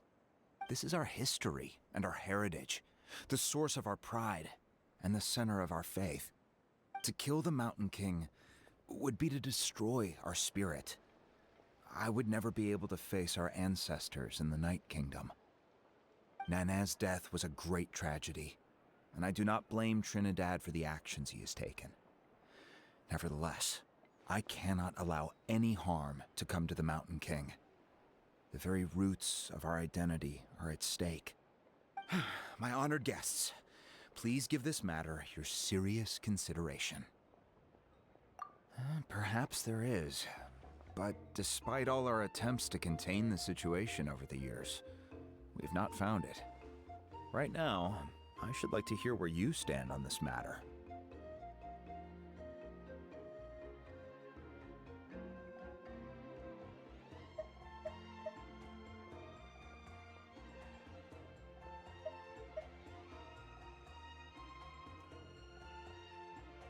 I must say, I find this troubling, though I'm sure you need more time to consider it fully.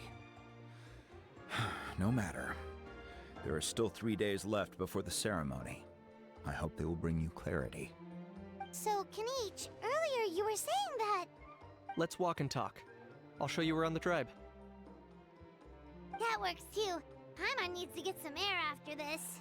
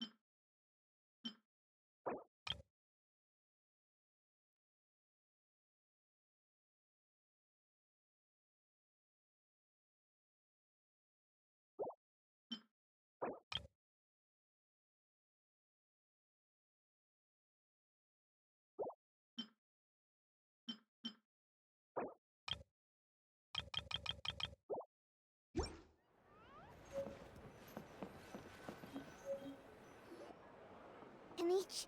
Paimon finally understands why you turned Trinidad down. You knew what he was planning, didn't you? That's why you didn't want to be the Flame Bearer this time, because it's a double-edged sword. The whole Mora thing was just a sneaky excuse. Double-edged sword is right, but my response wasn't merely an excuse. To solve this exceptional problem, an exceptional price must be paid. I'm working on it. Really? Well, come on then, let's hear it! In a moment. Didn't you have a question you were about to ask me? Oh yeah. What was it again? Oh, right! We need to talk about how he's completely unhinged. I agree that he has a problem. He needs disciplining. So, I hired him a teacher. You got him a teacher? Oh, Paimon would love to see him get scolded for bad behavior. Anyway, moving on. When we ran into a How, he said you two were investigating some abyss thing together. Is that related to the whole Mountain King situation? Yes, that's the angle I've been working on. I'm a Saurian hunter, but I occasionally hunt the abyss too. One time, I was pursuing some purple demonic dogs when I accidentally entered a hidden space. I did some research after the fact. Apparently, they're known as beastly rifts, and there are many of them of all different sizes. That's where those purple dogs were coming from.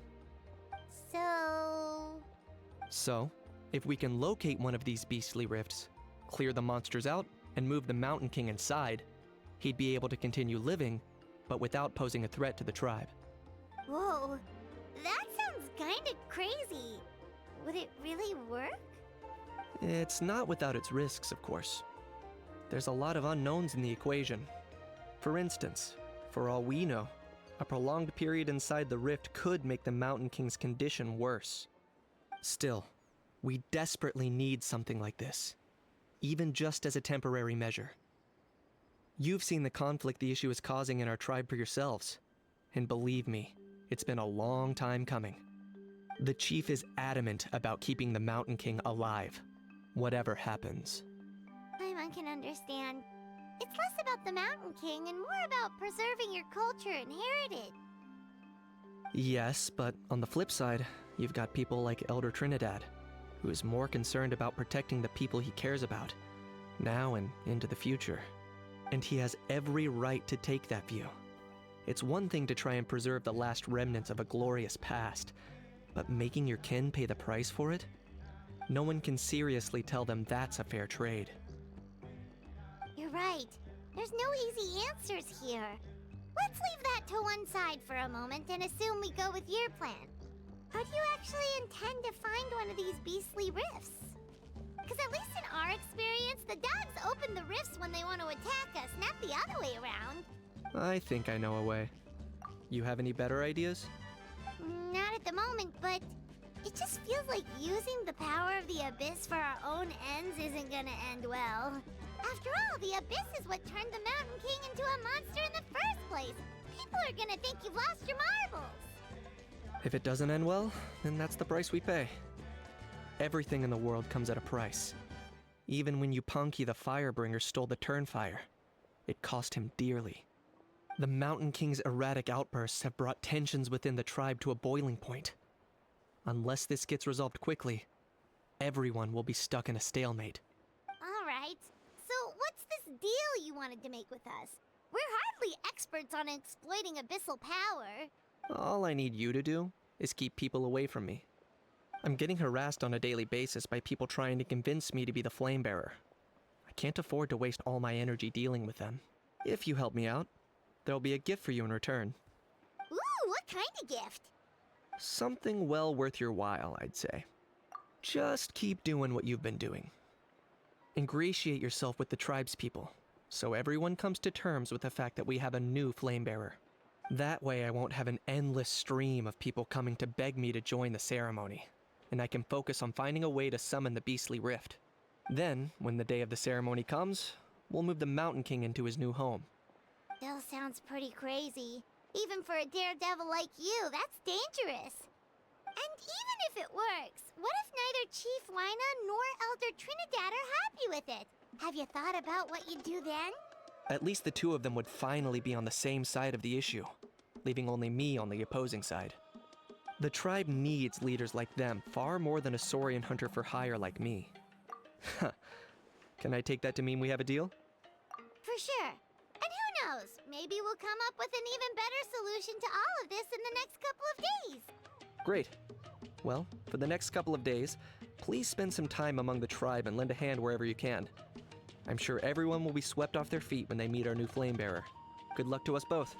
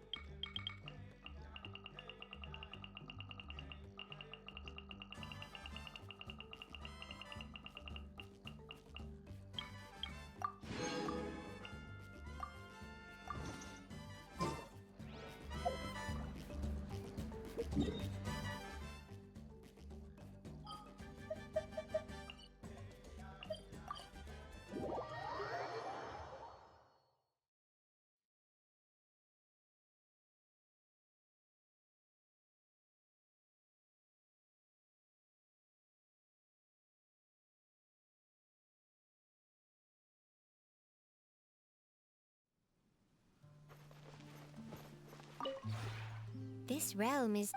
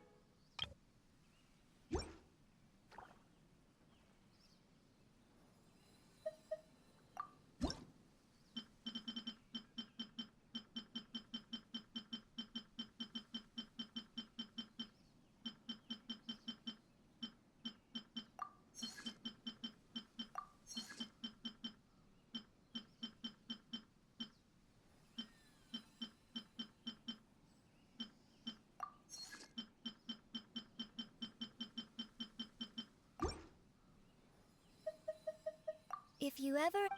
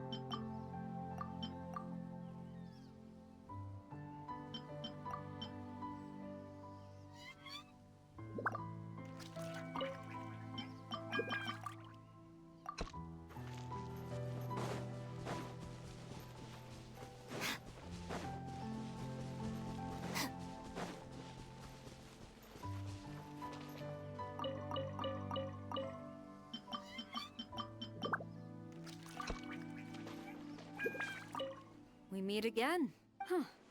This place seems in good order. Morning. I have already completed 5 sets of bow exercises. If you were up to it, I would not mind accompanying you for another 5.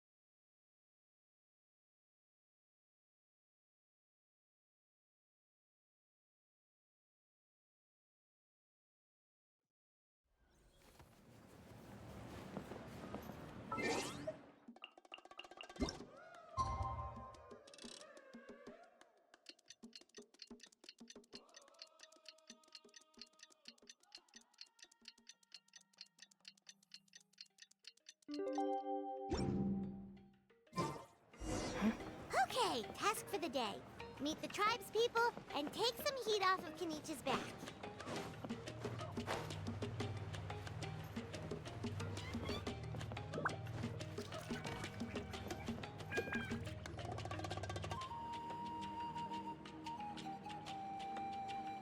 Hoonie, how can you call the Mountain King a monster? Because he hurt a lot of people, and look what happened to Nana. But it wasn't on purpose. The Mountain King is sick, that's all.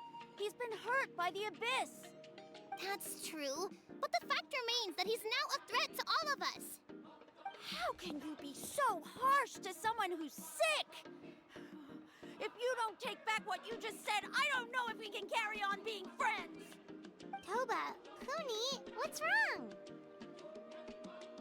Huni's saying nasty things about the Mountain King. It's not right. He's our hero. Once upon a time, maybe, but not anymore.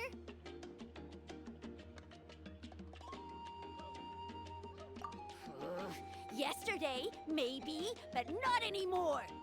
Toba? Fine. I guess my dad is right. Things change, and you just have to accept it and move forward. As of today, our friendship is over. There's no going back. Oh, come on, cut it out, you two. We have some great news to tell you. The Traveler is gonna be the flame bearer for the next Turnfire Night. He's gonna do a beautiful ceremony and cure the Mountain King's illness for good. What? Really? So that's what my dad wanted to talk to you about? To be fair, from what we saw the other day, you are pretty good at climbing cliffs. probably just as good as Kanich. Wait, speaking of Kanich, where even is that guy? Oh yeah, good question. Is he not coming to the ceremony anymore? We can get him to come, but if he catches you two fighting again, he won't be happy. He'll be sure to give you both a piece of his mind. No, we can't let that happen. I've never even spoken to him before. I can't afford to make such a bad first impression. I didn't mean to argue with Toba. All I said was that the Mountain King has done some pretty bad things. He was the one who turned it into a fight. Yeah, if you weren't friends, there's no way Toba would have come to look for the baby Saurians with you. All right. Well, because it's the Traveler and Paimon and Kanich, I'm sorry, Toba. I'm sorry for all the mean things I said about the Mountain King. Dad just really misses Nana, and I was really upset that she's gone, too. Huh? Oh. I shouldn't have spoken to you the way I did either. It wasn't very nice of me. For the Traveler and Paimon, Kanich, and for Nana. I'm sorry too, Huni. That's more like it. Now you're best friends again! Guess so. Toba, if I ever say something mean about the Mountain King in the future, I'll make sure I say it to someone else, and not you. I'd better go buy some colored cloth for my dad now. He needs it for Turnfire Night. Let's play again some other time. See you, Toba. See you, Traveler and Paimon. Okay. I'll head home as well then. See you next time. Okay, take care, you two. Even though they said they're sorry, it looks like their friendship isn't as strong as it was before.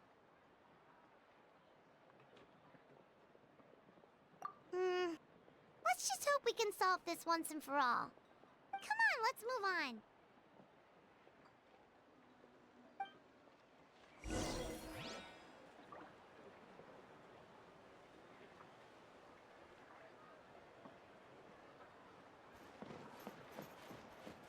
Huh?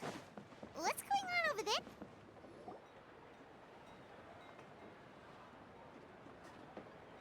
Hey there! What's happening here? A rehearsal for the Turnfire Night dance. Ooh, there's a dance involved? Paimon wants to learn too! You don't know it? Ah, I guess you're not from these parts, huh? It's rare to see a new face around the tribe these days. I thought everyone would be keeping away. Why do you say that? Because of the Turnfire Night, of course. The Mountain King could wake up at any time. That's why we're holding an emergency ceremony. This isn't one of those fun and games festivals. For outsiders, it might even be a little dangerous. Well, did you know that the Flame Bearer this time is actually gonna be an outsider? Oh, I did hear about that. It's a first for sure. I would have loved to meet them in person. What? Oh, it's you? Man, oh man. Well, this is a nice surprise. It's funny. I was just thinking that I'll probably miss out on meeting the new Flame Bearer since I'm not taking part this time around. Then suddenly, there you are. Must be my lucky day. You're not taking part in the Turnfire Night? How come? You're not an outsider too, are you? You must be joking. Watch this.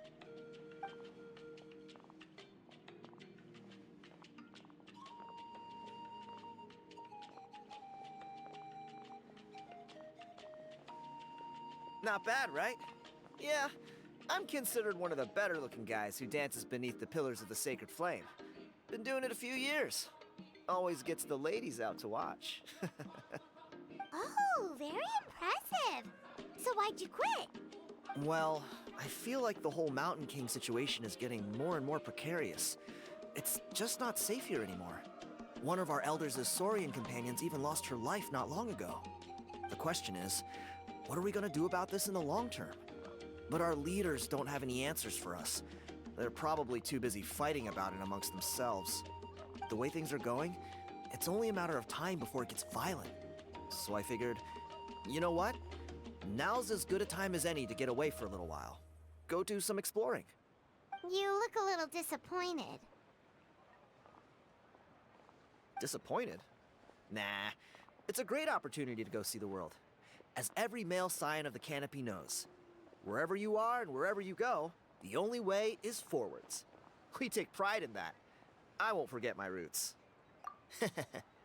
I managed to get in touch with the Saurian Relics Association. They gave me a simple test. Find a decent quality relic, and they'll make me a member. What's the Saurian Relics Association? You've never heard of it? It's a group of amateur history enthusiasts who do research on the ancient Saurian era. They're all about collecting relics and remnants from that age. Speaking of which, the guy who was Flamebearer before you, I've heard that his Saurian buddy comes from that time. A how? A how's a relic from an ancient Saurian civilization? Oh, yeah, him. So you know those two already, huh? Then, do you know how they met? It was deep inside some mysterious ruin, and they signed a contract there. The association folks say that the kind of contract usually comes with a huge hidden cost. Really? That sounds ominous. Who knows? But if it's true, Kanich can probably handle it. He knows what he's doing with weighing up contracts and costs and stuff. I doubt he'd make a contract that doesn't benefit him. Strangely enough, I actually happened upon a strange mural a while back, and it looked to me like it was depicting a Saurian and a human involved in some kind of Saurian-era contract ritual.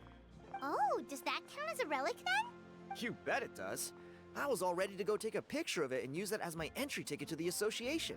But after all the abyssal activity recently, I heard that area's been overrun by monsters. The best laid plans, huh? I'll just have to wait and see if things improve. Or... you look like you know your way around a fight. I don't suppose there's any chance you'd be able to help? If all you need to get is a picture, that should be pretty achievable, right? The Traveler deals with monsters all the time. It's a piece of cake. Wait, you're seriously gonna help me out? Come on, it's no big deal. Compared to some of the things we've been roped into before, this is nothing. Pyro Archon above, you two have hearts of gold, you know that? You're the kind of people who could dive into the Turnfire deep in the bowels of the Night Kingdom, and it wouldn't burn a single hair off your head. Of course it is. All right, come with me. I'll show you the way.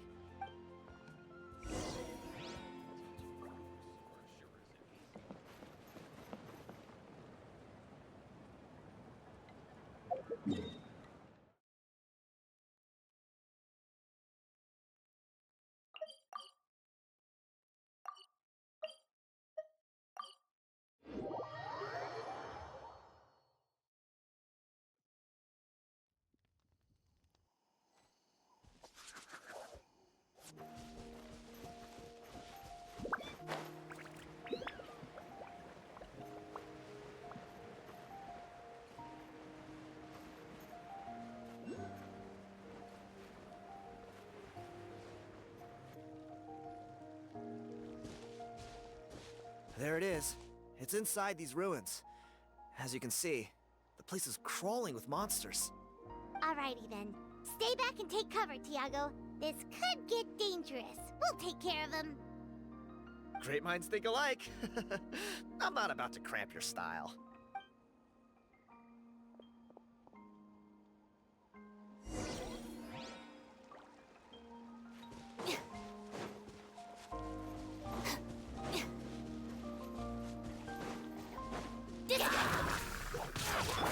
My apologies! With the wind!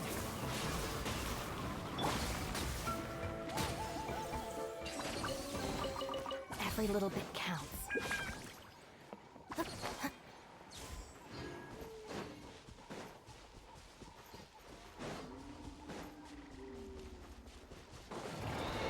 Our bond is strong. Embrace the ice. Boba, get them!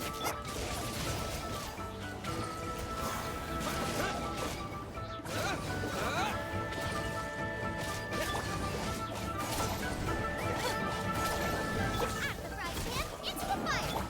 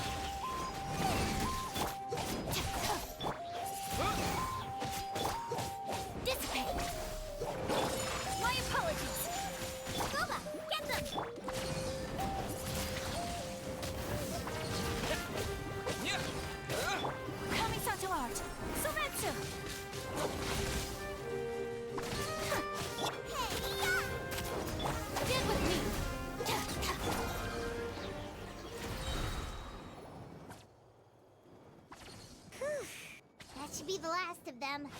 It's a good thing Tiago had the sense to stay in his hiding place, or things could have gotten really hairy for him. Hey, look! That's gotta be it, right? Definitely looks like a mural. True. Now that you mention it, most ancient murals take up a whole huge wall. This looks more like someone with a paintbrush got bored and started doodling. It does match the story he told us, though. There's a Saurian and a human. So, is that supposed to be what an ancient contract ritual looked like? Whatever. We're not here to decipher it. Just photograph it.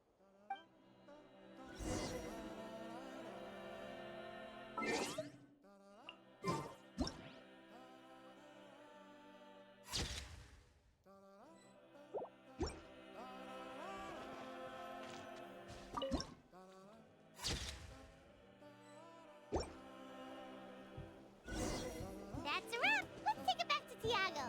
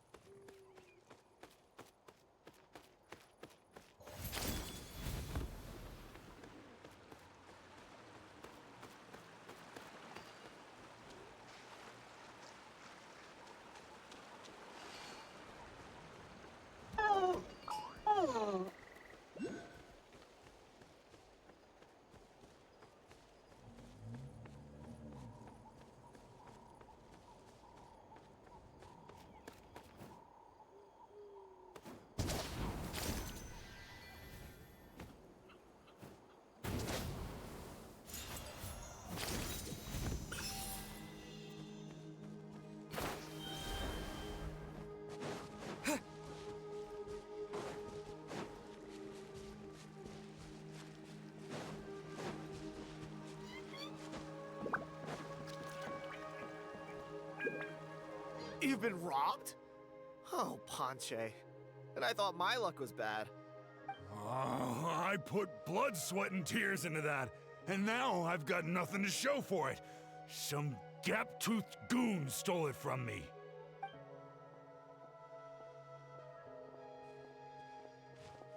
Tiago, is this the picture you were looking for? Let me take a look.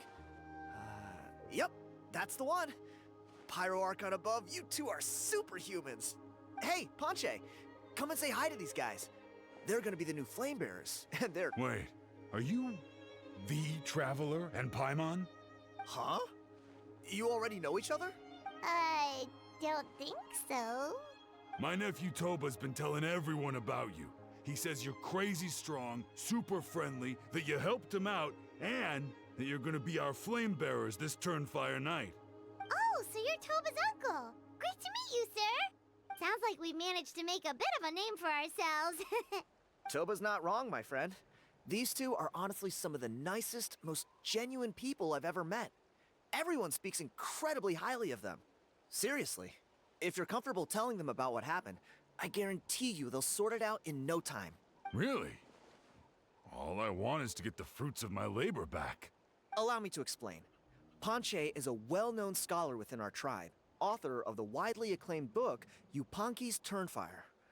Unfortunately, The book was stolen by a treasure hoarder a few hours ago. I spent years of my life researching that book.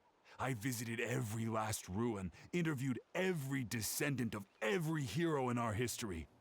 On the word Malipo alone, I covered at least 5 different interpretations of the meaning based on accounts from different villages. It was an unparalleled masterpiece. And now it's all gone. That little goon ambushed me during my morning walk. He snatched all of my belongings, including my entire manuscript. That book was everything to him. It's like they robbed him of his soul when they took it. Look at him. Lost and listless. He's a shell of the man he was. Dear honored guests of our clan, I am but a helpless old student. If only for Toba and Tiago's sake, please help me, I beg of you. See what I mean, Ponche? Now you've run into these two, your luck's about to change, big time. I don't know if he's still there, but come on, I'll take you.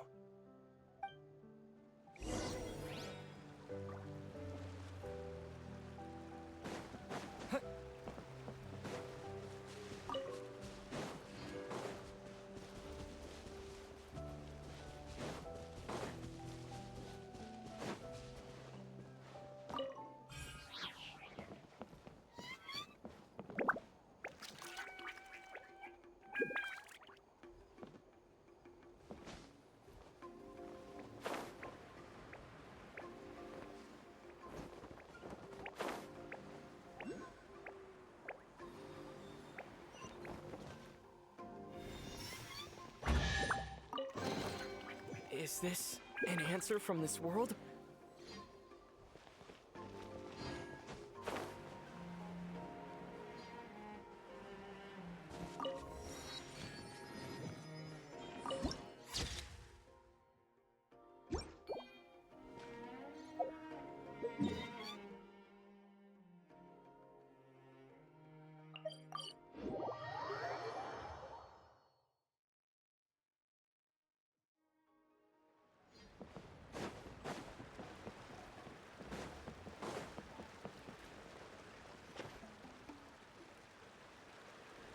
Hey! You thieving rat! Give me my things back! What do you want now, you old bum? God, you're a waste of space. Prepare to get shoved butt first into a tree hollow. Oh, what's this? Brought a little bodyguard with you, huh? All right, let's see what you've got. What's this? Eat dirt, suckers!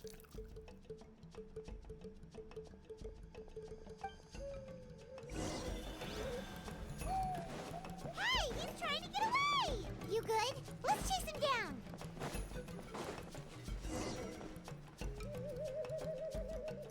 Stop, please! By all the warriors, heroes, gods, and kings, I can't run any longer. Please, I don't have your stuff anymore. Have mercy. Oh, yeah? Well, where is it then? I threw it away. You threw it away? The old bum's bag didn't have a single mora in it. Just a tatty old book, worn out pens, and some old rags. All that time lying in wait was for nothing. I was so mad, I just threw all of it away. Is that really the truth?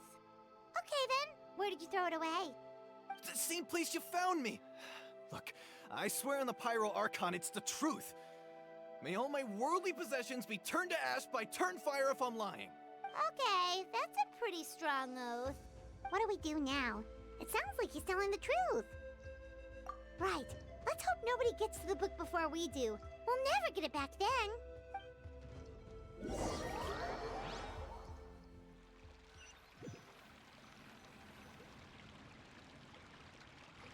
Although the Turnfire is a heroic symbol in Huitzatlan, it always comes with the more ominous implication of eventual tragedy.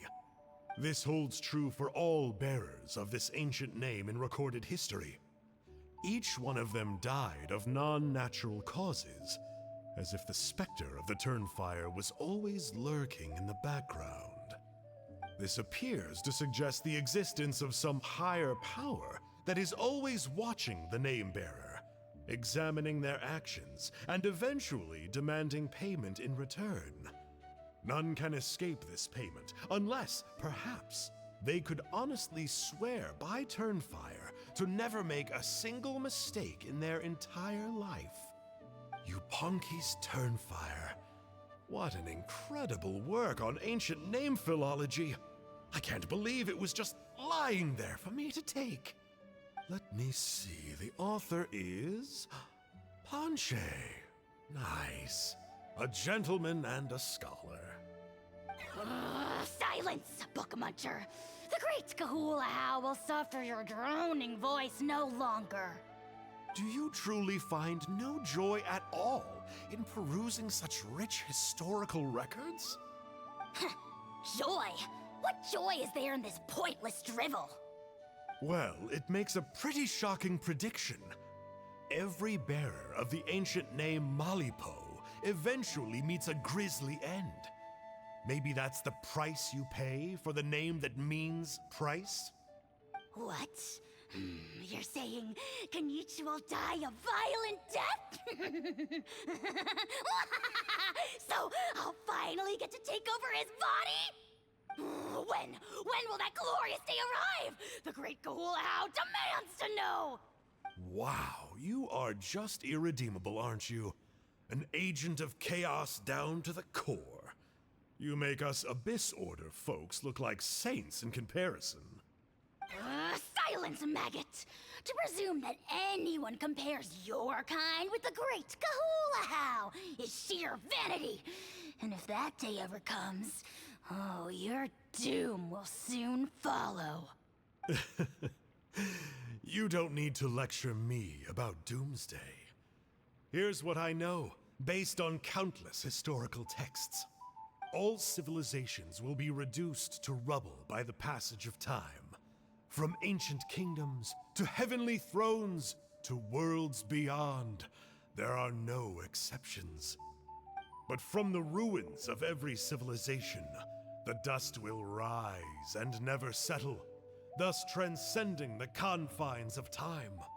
That dust is what we call a civilization's spirit. And you, great Kahula How, are one such speck of dust from a bygone age. I've paid dearly for the chance to observe you up close.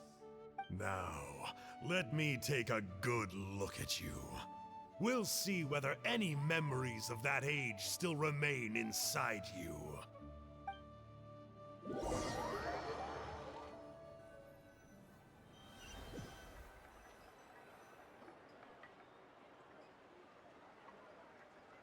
We're so sorry, Mr. Ponche, but we couldn't find your manuscript anywhere. Does that mean all of my hard work was for nothing? You gotta stay positive, Ponche. You might have lost the book, but the brains behind it are still intact. Surely you remember the main points at least?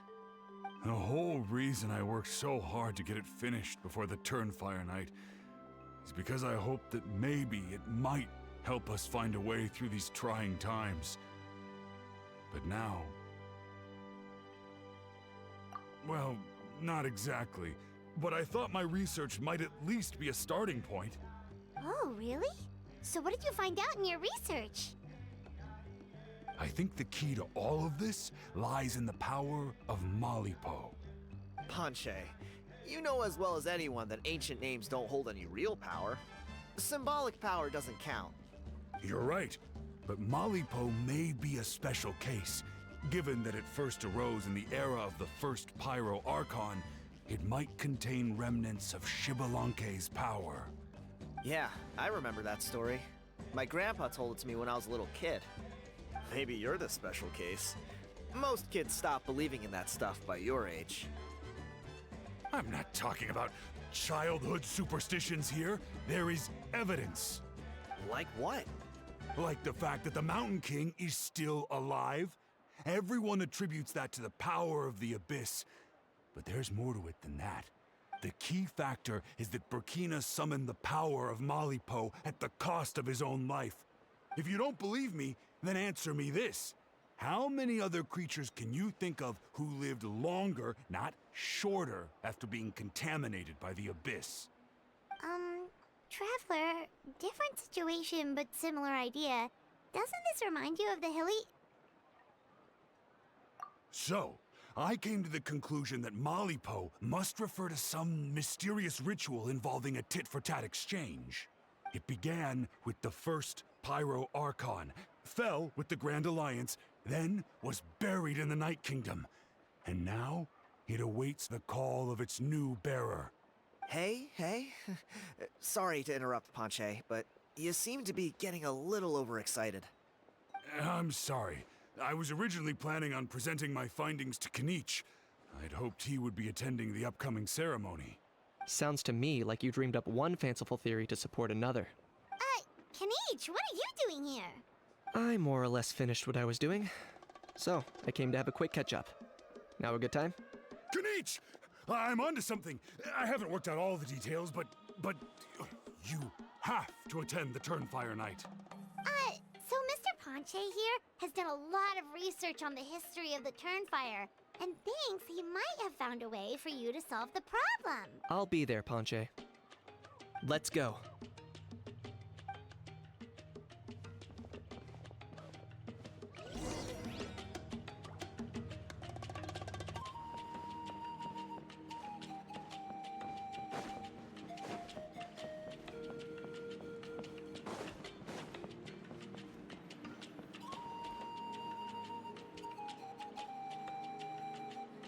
Here will do.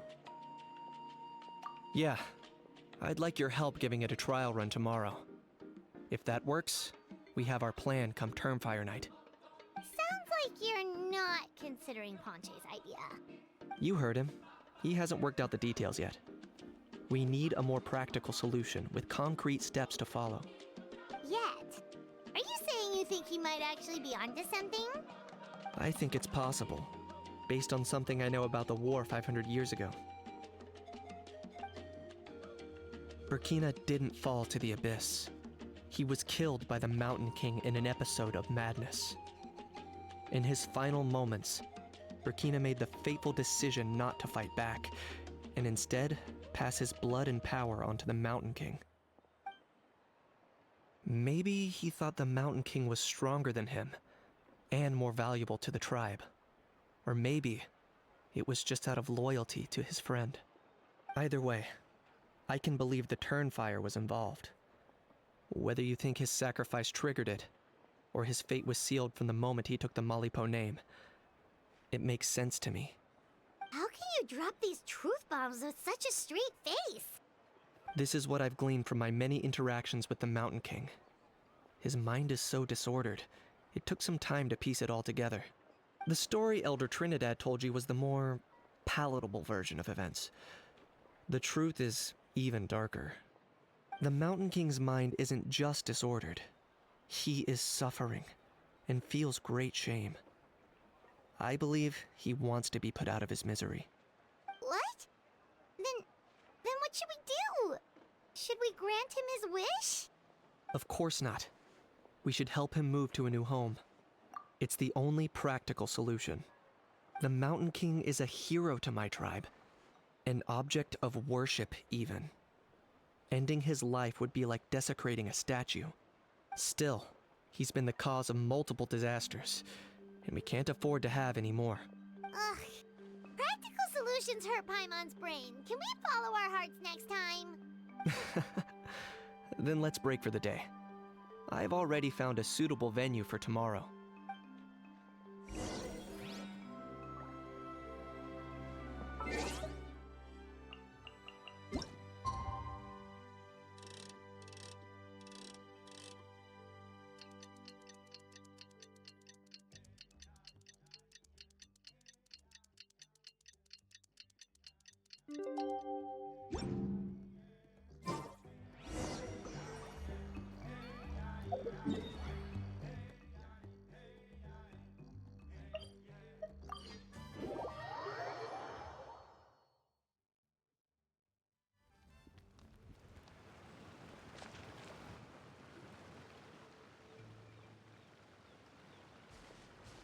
You're here.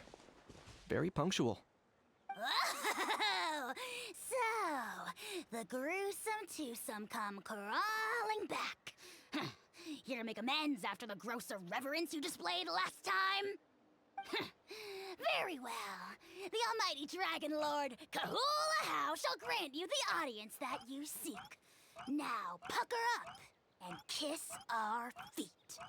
Kanich, didn't you say you found him a teacher? He's just as out of control as ever! Hey! No one gets to discipline the almighty Dragon Lord Kahula How! No one! Maybe because I've never had a gentle-natured companion like Paimon to compare against. Is that a compliment? Yeah, I see what I'm missing out on now. And it's a lot. Kanich! We could drown this measly flying ant in one droplet of spit! How dare you compare her to the almighty Dragon Lord Kahula How! Oh, just wait till I possess your dead body! I will commit heinous atrocities! Tear down your legacy! Destroy your reputation! Wreak havoc on your...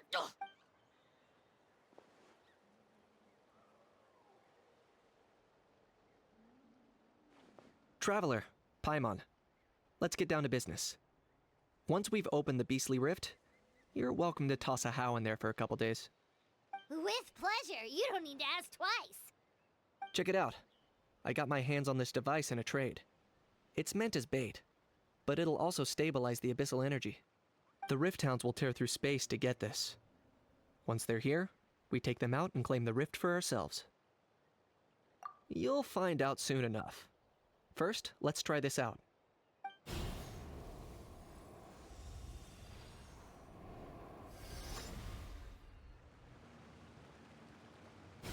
Here they come.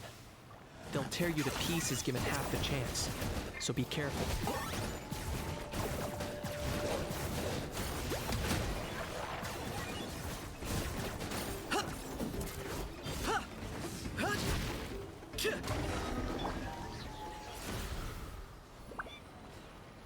Uh-oh. Are there even bigger ones on the way? You see, Kanich? I'm a man of my word. In fact, I'd say I under-promised and over-delivered. Nifty little gizmo, isn't it? I take it this is your true form. Now that our deal is complete, it's time to start the next phase of our relationship.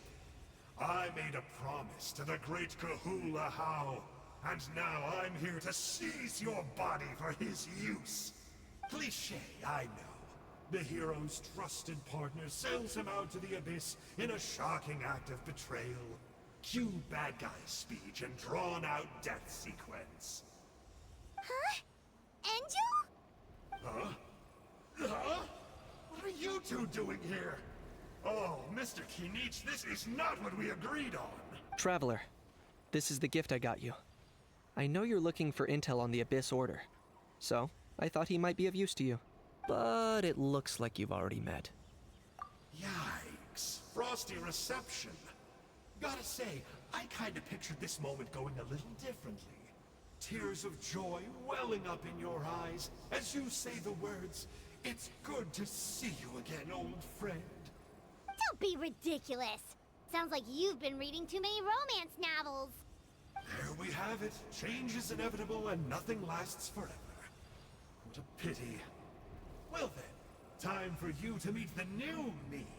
This time, please call me Sanka. Sanka! Aha! So you're Glasses Guy! You tricked Huni and Toba into telling you a bunch of stories! What does it matter? A name is a superficial label. It's what's deep down inside that counts. And I've shown you the deepest parts of me. That would explain a lot. Why else would you show up here and start acting like a wise guy? You looking for a fight? I'll pass. I do rather like you, as I've said before. But my one quibble is that you really don't know your own strength. Wait. Of course! You're the one behind all the recent Abyss activity! Let Paimon guess, you've been provoking the Mountain King too! Haven't I told you before? I'm not part of the inner circle who do our Highness's bidding. My interests are far more low stakes.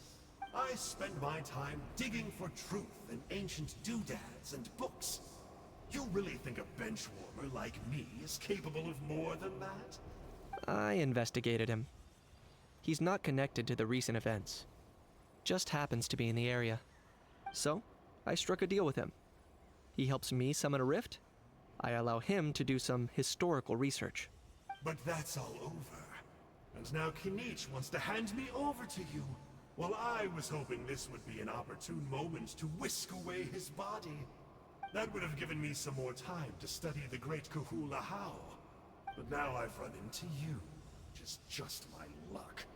Or maybe I've incited the wrath of the Turnfire, and this is the price I have to pay. But I don't understand. What did I do wrong? Wait, does that count? Let me think. How? You are the worst of the worst! Colluding with the Abyss Order against Kinich? How could you betray your partner? There is no betrayal. The almighty Dragon Lord Kahula How is a partner to no one. Don't worry. I told him to act as bait. Yes, and you should have picked a bigger fish. The Abyss Order? Ha! What a joke. Not even a match for our lowly servant. I put up with this toad's croaking for days, and it was all for nothing. It looks like your disciplinary measures have been less than effective, Mr. Enjo. What did you expect? Behavioral rehab isn't really our thing. Otherwise, we might as well change our name from the Abyss Order to the Abyss Boarding School. The abysmal disorder would suit you better. Kanish! Dispose of him! He is of no further use to us! Traveler?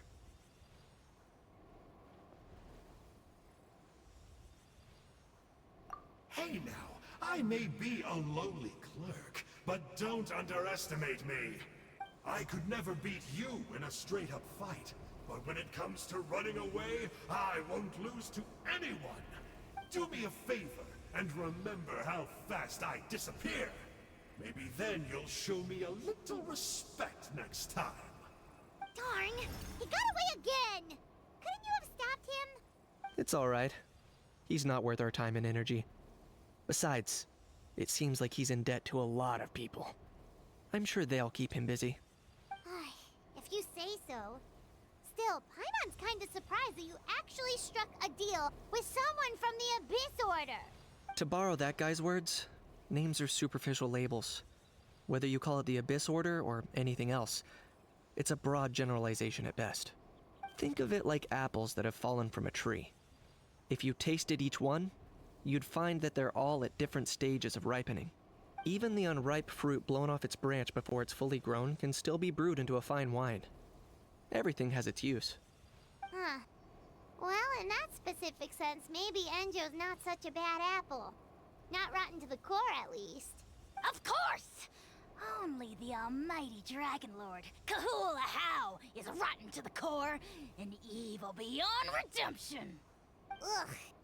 So what exactly are you anyway? You're definitely the evilest little thing Paimon's ever met.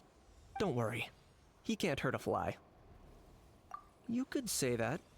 Paimon heard that those kinds of contracts might come with a terrible cost attached. Is that true? Such as a How watching me like a ravenous vulture? Vulture? Vulture? We are the Dragon Supreme! Sovereign ruler of the Nation of Flame! Let's pick this up another time. It's getting kinda late. You should go back and get some rest. Big day ahead. Tomorrow's Turnfire night. Time to light the sacred flame and burn away the filth for a legendary 500-year-old warrior. Oh yeah. Hearing you lay it out like that is making Paimon a little nervous. For all the work we've put in, it all comes down to tomorrow night. We have to make sure we solve this problem once and for all. Then it can't hurt to say this one more time. Good luck to us both. See you tomorrow.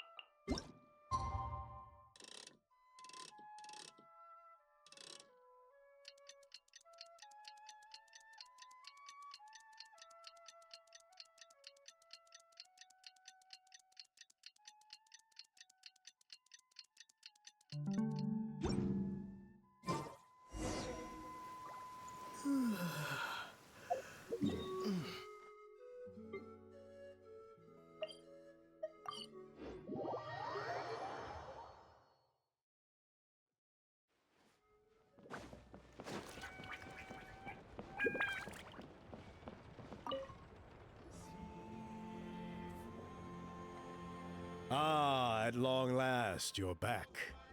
I hear that you've done much for our people these last few days.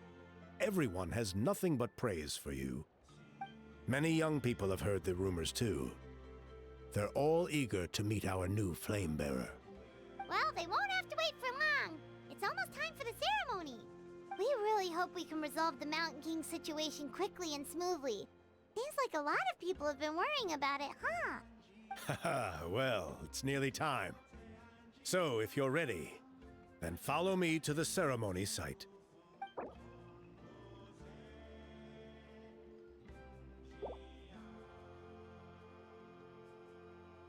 Off we go!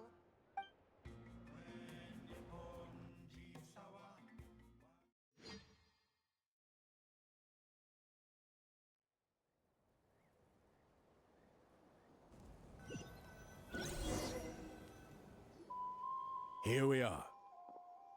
Our honored guests have arrived. I have heard much about your fine work over the past few days. I hope you'll allow us to thank you properly after tonight's ceremony. Don't worry about it. Getting this huge venue ready must have been a huge task. No need to make extra work for yourselves on our account. If it means getting the Mountain King issue resolved, no cost is too great to bear. A resolution will come in due course, but every great fire starts as a tiny spark. We must take it one step at a time. No one would disagree with you if that were possible, Chief. But it's been far too long since we've seen a real step forward. Look around you. Can't you see how our numbers have dwindled since the last Turnfire night? The ceremony was arranged on short notice. Many are away from home and could not make it back in time. That may be so, but still... Good evening, Traveler and Paimon. Kanich! Not a moment too soon. Chief Wayna, Elder Trinidad, could you give us a minute? I'd like to give the Traveler a few pointers as the previous flame bearer.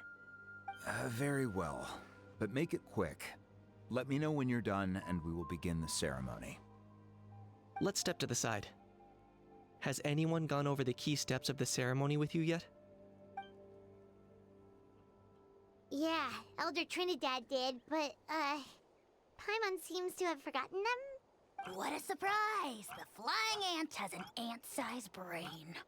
If you don't want your tongue to be burned off by the sacred flame tonight, I suggest you stay quiet. See those sacred flame pillars? Once you've lit the fire, go light each one up in turn. Once that's done, head down into the cave where the Mountain King slumbers.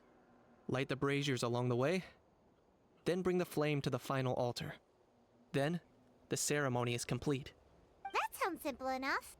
The process isn't complicated, but remember, you mustn't turn back at any point. If you miss a pillar, you can't light the next one, then come back to it. You have to keep moving forward, or it's seen as disrespecting our ancestors. If that happens, you won't receive the blessing of the Turnfire, and you'll have to start over. I made you a diagram that summarizes the steps. Take a look.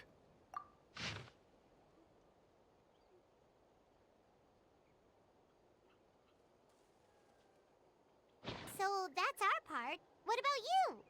I'll be with you the whole way, and once you've lit the altar, I'll start summoning the rift. You can leave that side of things to me. Just focus on your part. Okay. We'll try to remember all that and get it right the first time. Ready when you are. But I think I saw Huni and the others just now. Maybe you should say hi before you start. Might make you less nervous. Just tell the chief when you're ready.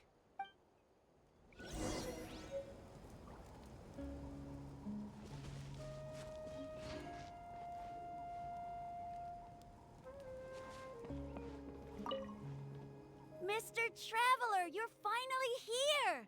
I even dragged my uncle out to watch the ceremony. Although I'd hoped for the Malipo name-bearer to perform this ceremony, that was never anything to do with you, so please don't take it personally. I got thinking last night, and I realized if the lesson of Malipo is to look forwards, then I should accept that my book is gone and start anew. Besides, I'll have even more to write about this time, given this will be our first Turnfire ceremony featuring a flame-bearer from another land. I'll be taking detailed notes. Good luck, Mr. Traveler. You got this!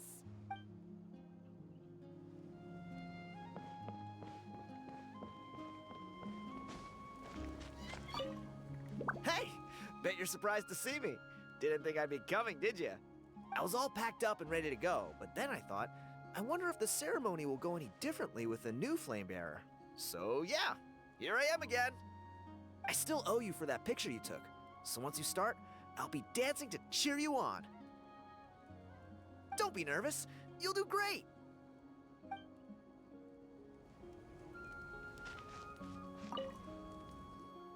How are you doing? Is all in order? I'm counting on you. Don't forget what we talked about. By past fuel and present flame, life marches ever on.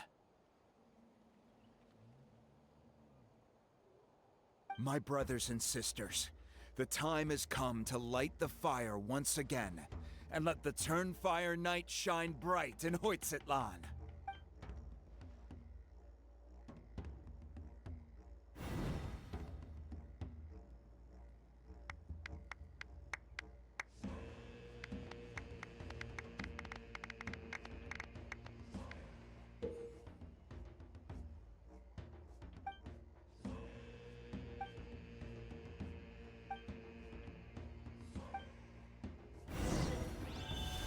Go get the sacred flame.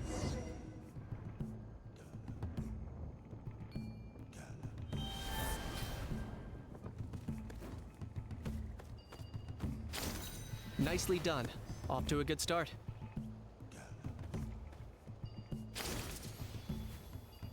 Great stuff.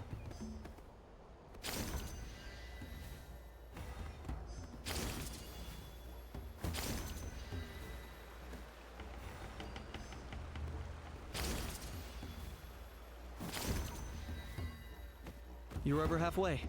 Keep it up.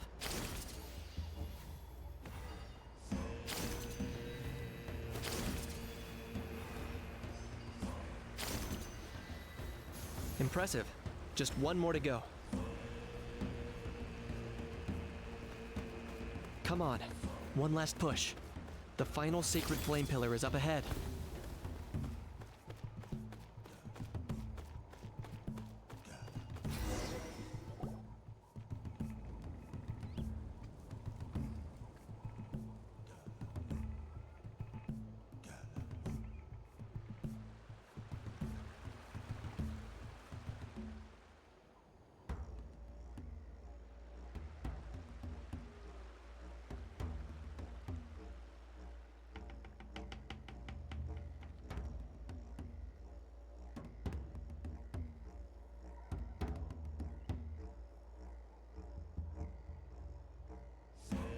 Great.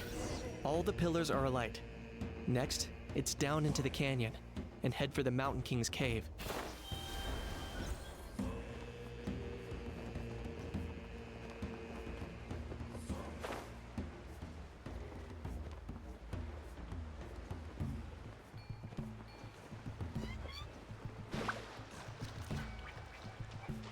Almost there. The cave is just up ahead.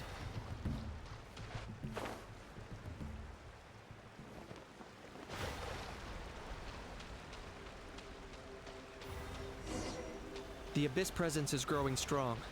We should deal with the contamination first.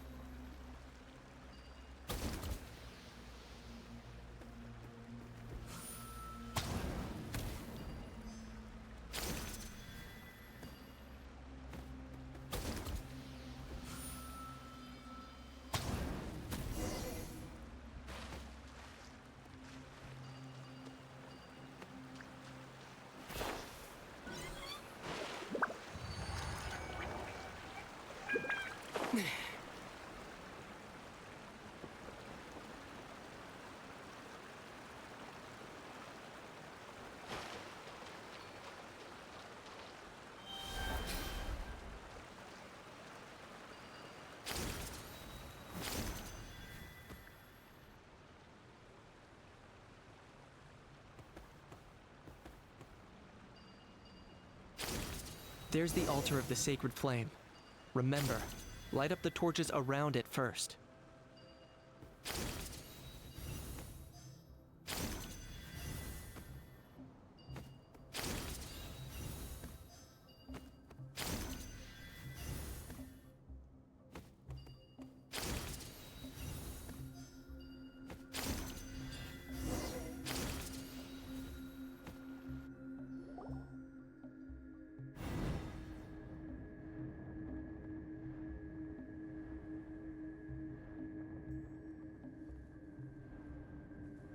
Woohoo! We've lit up the final altar!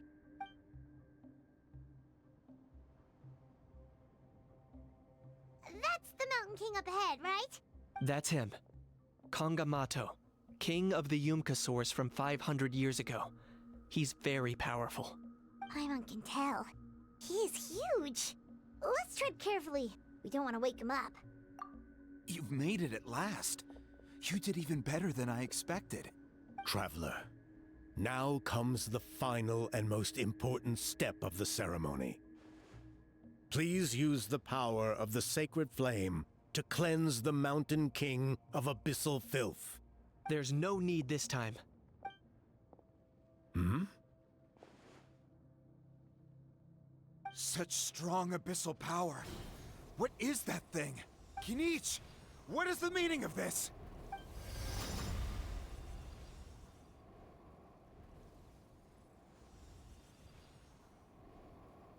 Is that a beastly rift? Chief Wayna, Elder Trinidad, this is about to get a little dangerous. You should step back. What do you think you're doing? Solving the Mountain King issue. You mean by having him torn to pieces by rift hounds? No, stop! We can't let that happen! Foolish Locust! Can't you see? We're trying to shove your Locust King into the beastly rift! But... I'm sorry, Chief Wayna and Elder Trinidad. This is the only way. Can you promise me that no harm will come to the Mountain King? I can't guarantee it, but I'm fairly confident. Traveler, this is not what we agreed on. You must cleanse the Mountain King of every last trace of abyssal contamination. Okay, I see what this is. You've been in cahoots this whole time.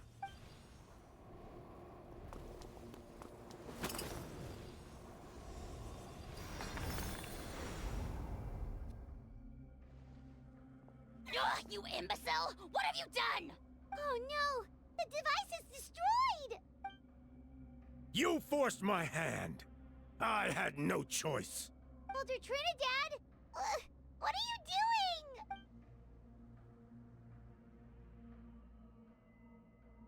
No, the Mountain King is waking up! He will cause even more casualties! Everyone out, now!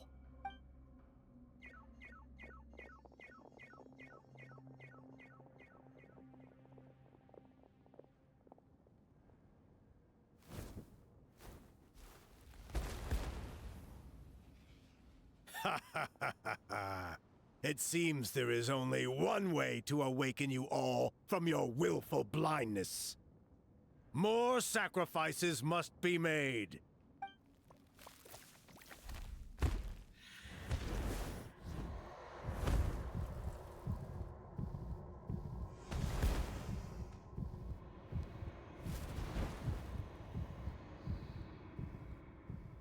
Take me, O Mountain King! Take me as your next sacrifice!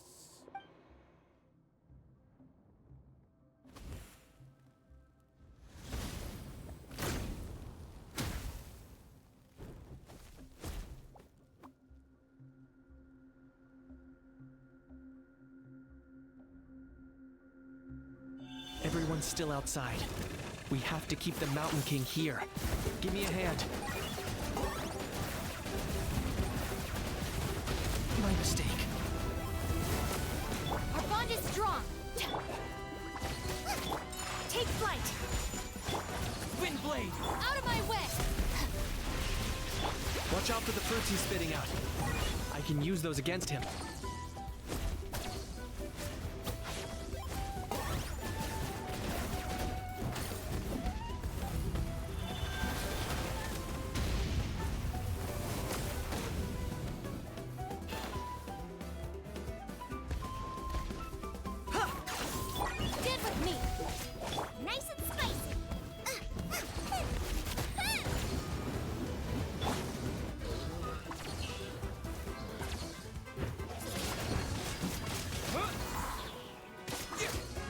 Dissipate! Boba, get them! My apologies! I got him cornered.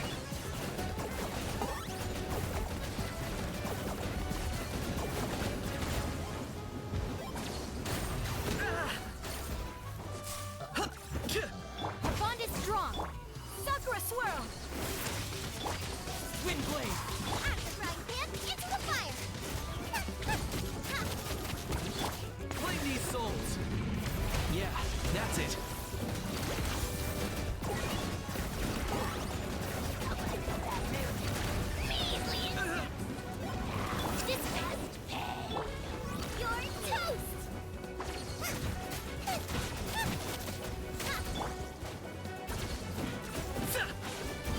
Target acquired.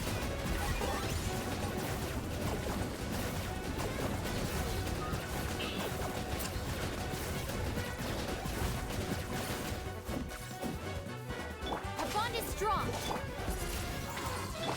Whirling snow! Nice and spicy! Lightning purified!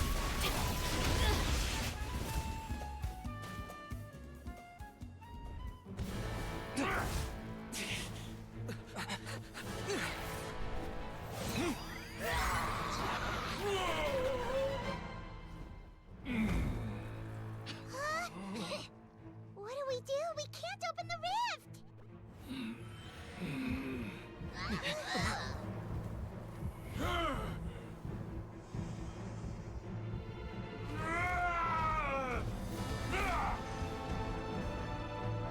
Kill me!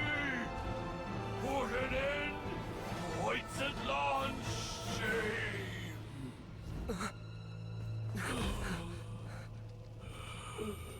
By past fuel and present flame, life marches ever on. Oh, Burkina, I must atone.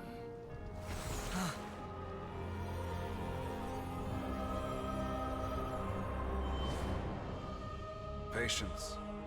We will answer to the fire for all our deeds. Even if one day I fall behind, never look back.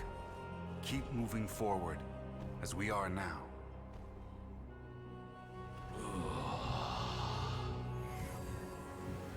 Live with your guilt and shame. This is the price to pay.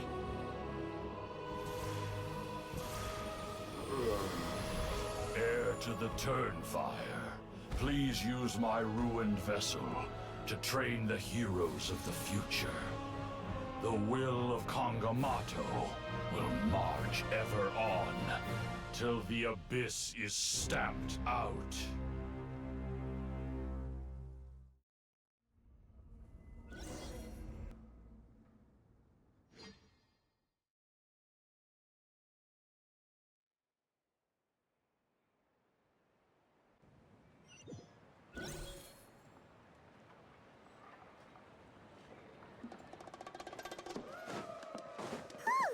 Pretty eventful day yesterday, huh? Paimon wonders how things are doing now. Let's go ask the chief! Traveler, you've come at just the right time. I have some good news for you.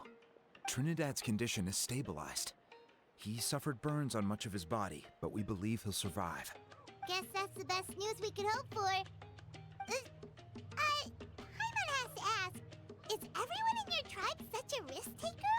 First Kinich, then Elder Trinidad? Is this the scions of the Canopy's adventurous spirit in action? We're simply not afraid to charge ahead into the unknown. He's fine. Don't worry. He's gone to check on the Mountain King. Something most mysterious has happened. After the incident yesterday, a transparent shell is formed around the Mountain King's body. We don't understand the mechanism behind it, but the shell appears to insulate him against the influence of abyssal power.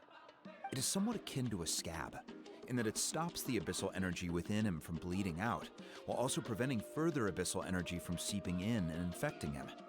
We've never seen anything like it. The tribe's most senior elders believe it was caused when he was burned by the sacred flame, similar to the way burned wood becomes charcoal. I think their theory makes sense. After all, We've never thrown the Mountain King directly into the sacred flame before. Wow. So it's made a barrier against abyssal energy? That's a good thing, right? It's practically a miracle from what we've seen of it so far. It means that the Mountain King's level of abyssal energy is now stable. No longer will we need to perform an annual cleansing ceremony. Wow, that's amazing! I know what you're thinking. The young people in the tribe are already speculating that yesterday's ceremony was a Turnfire night like none other in our history. Because you and Kinich, you summoned the very flame that appears in our ancient legends. A great transparent ball of fire. And that fire is what saved the Mountain King. Whoa! So that was the real Turnfire? I may be the chief of this tribe, but I've only ever known the Turnfire as a concept in our legends. I cannot answer that question. If anyone can answer it, I suspect it would be the bearer of the Malipo name. He is in the Mountain King's cave as we speak. Ah, so Kinich then. Why don't we go see how he's doing?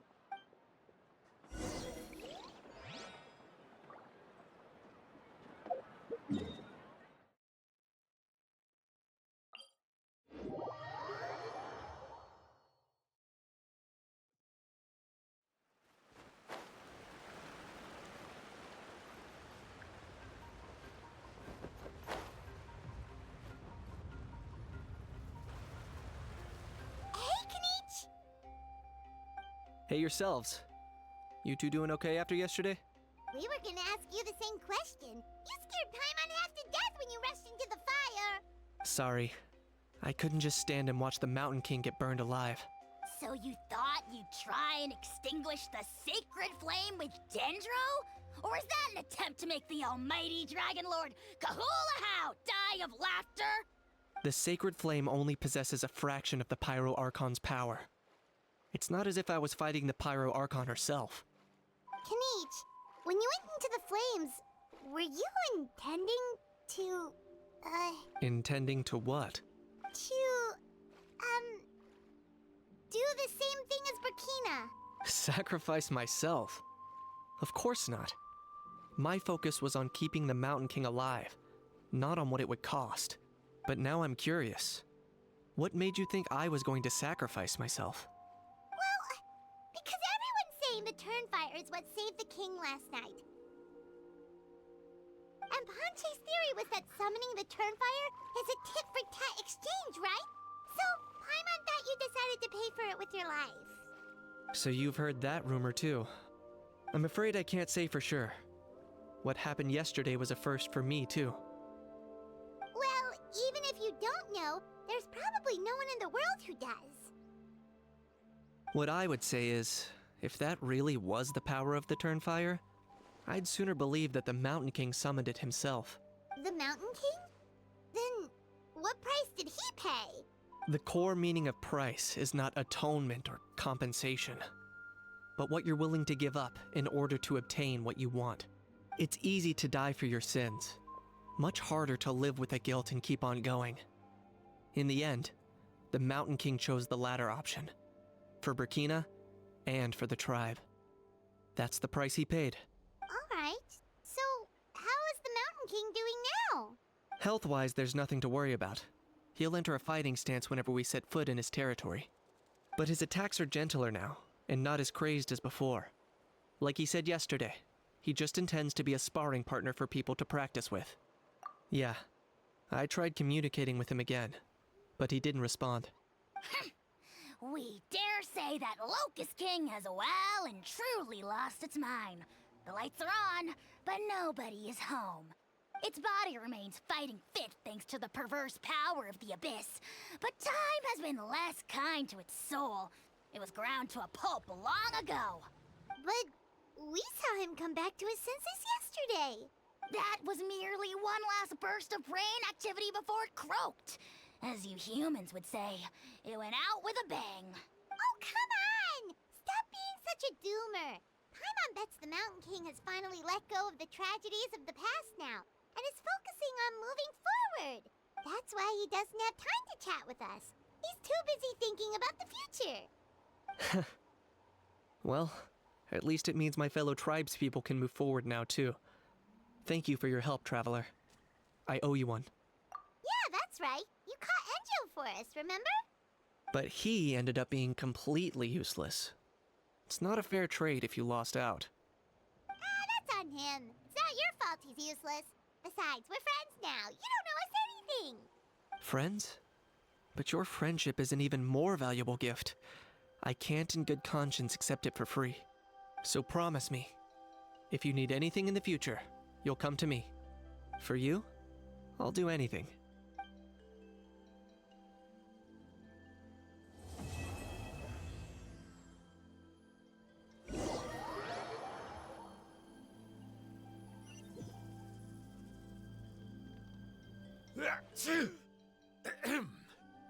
So, in the end, only poor little Hoonie got the sad ending? Yeah, everyone's happy except me. First Nana, then my dad. Why does everyone in my family have to suffer? Hoonie, it'll be okay.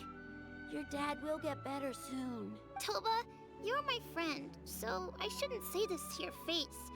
But it was all the Mountain King's fault. Huh? Now hold your horses, kiddo. If you promise not to fight, Uncle Sanka will tell you a story. Okay, before you roll your eyes out of your skull, I promise you can trust me. I almost got my eyebrows burned off by the turnfire after last time. That's why I came back, to make it up to you. All right, I'll just get to the point. Do you know what Uncle Sanka loves the most about your people? What? Your extreme sports. Huh? On my first day here, I got hit by someone falling out of the sky.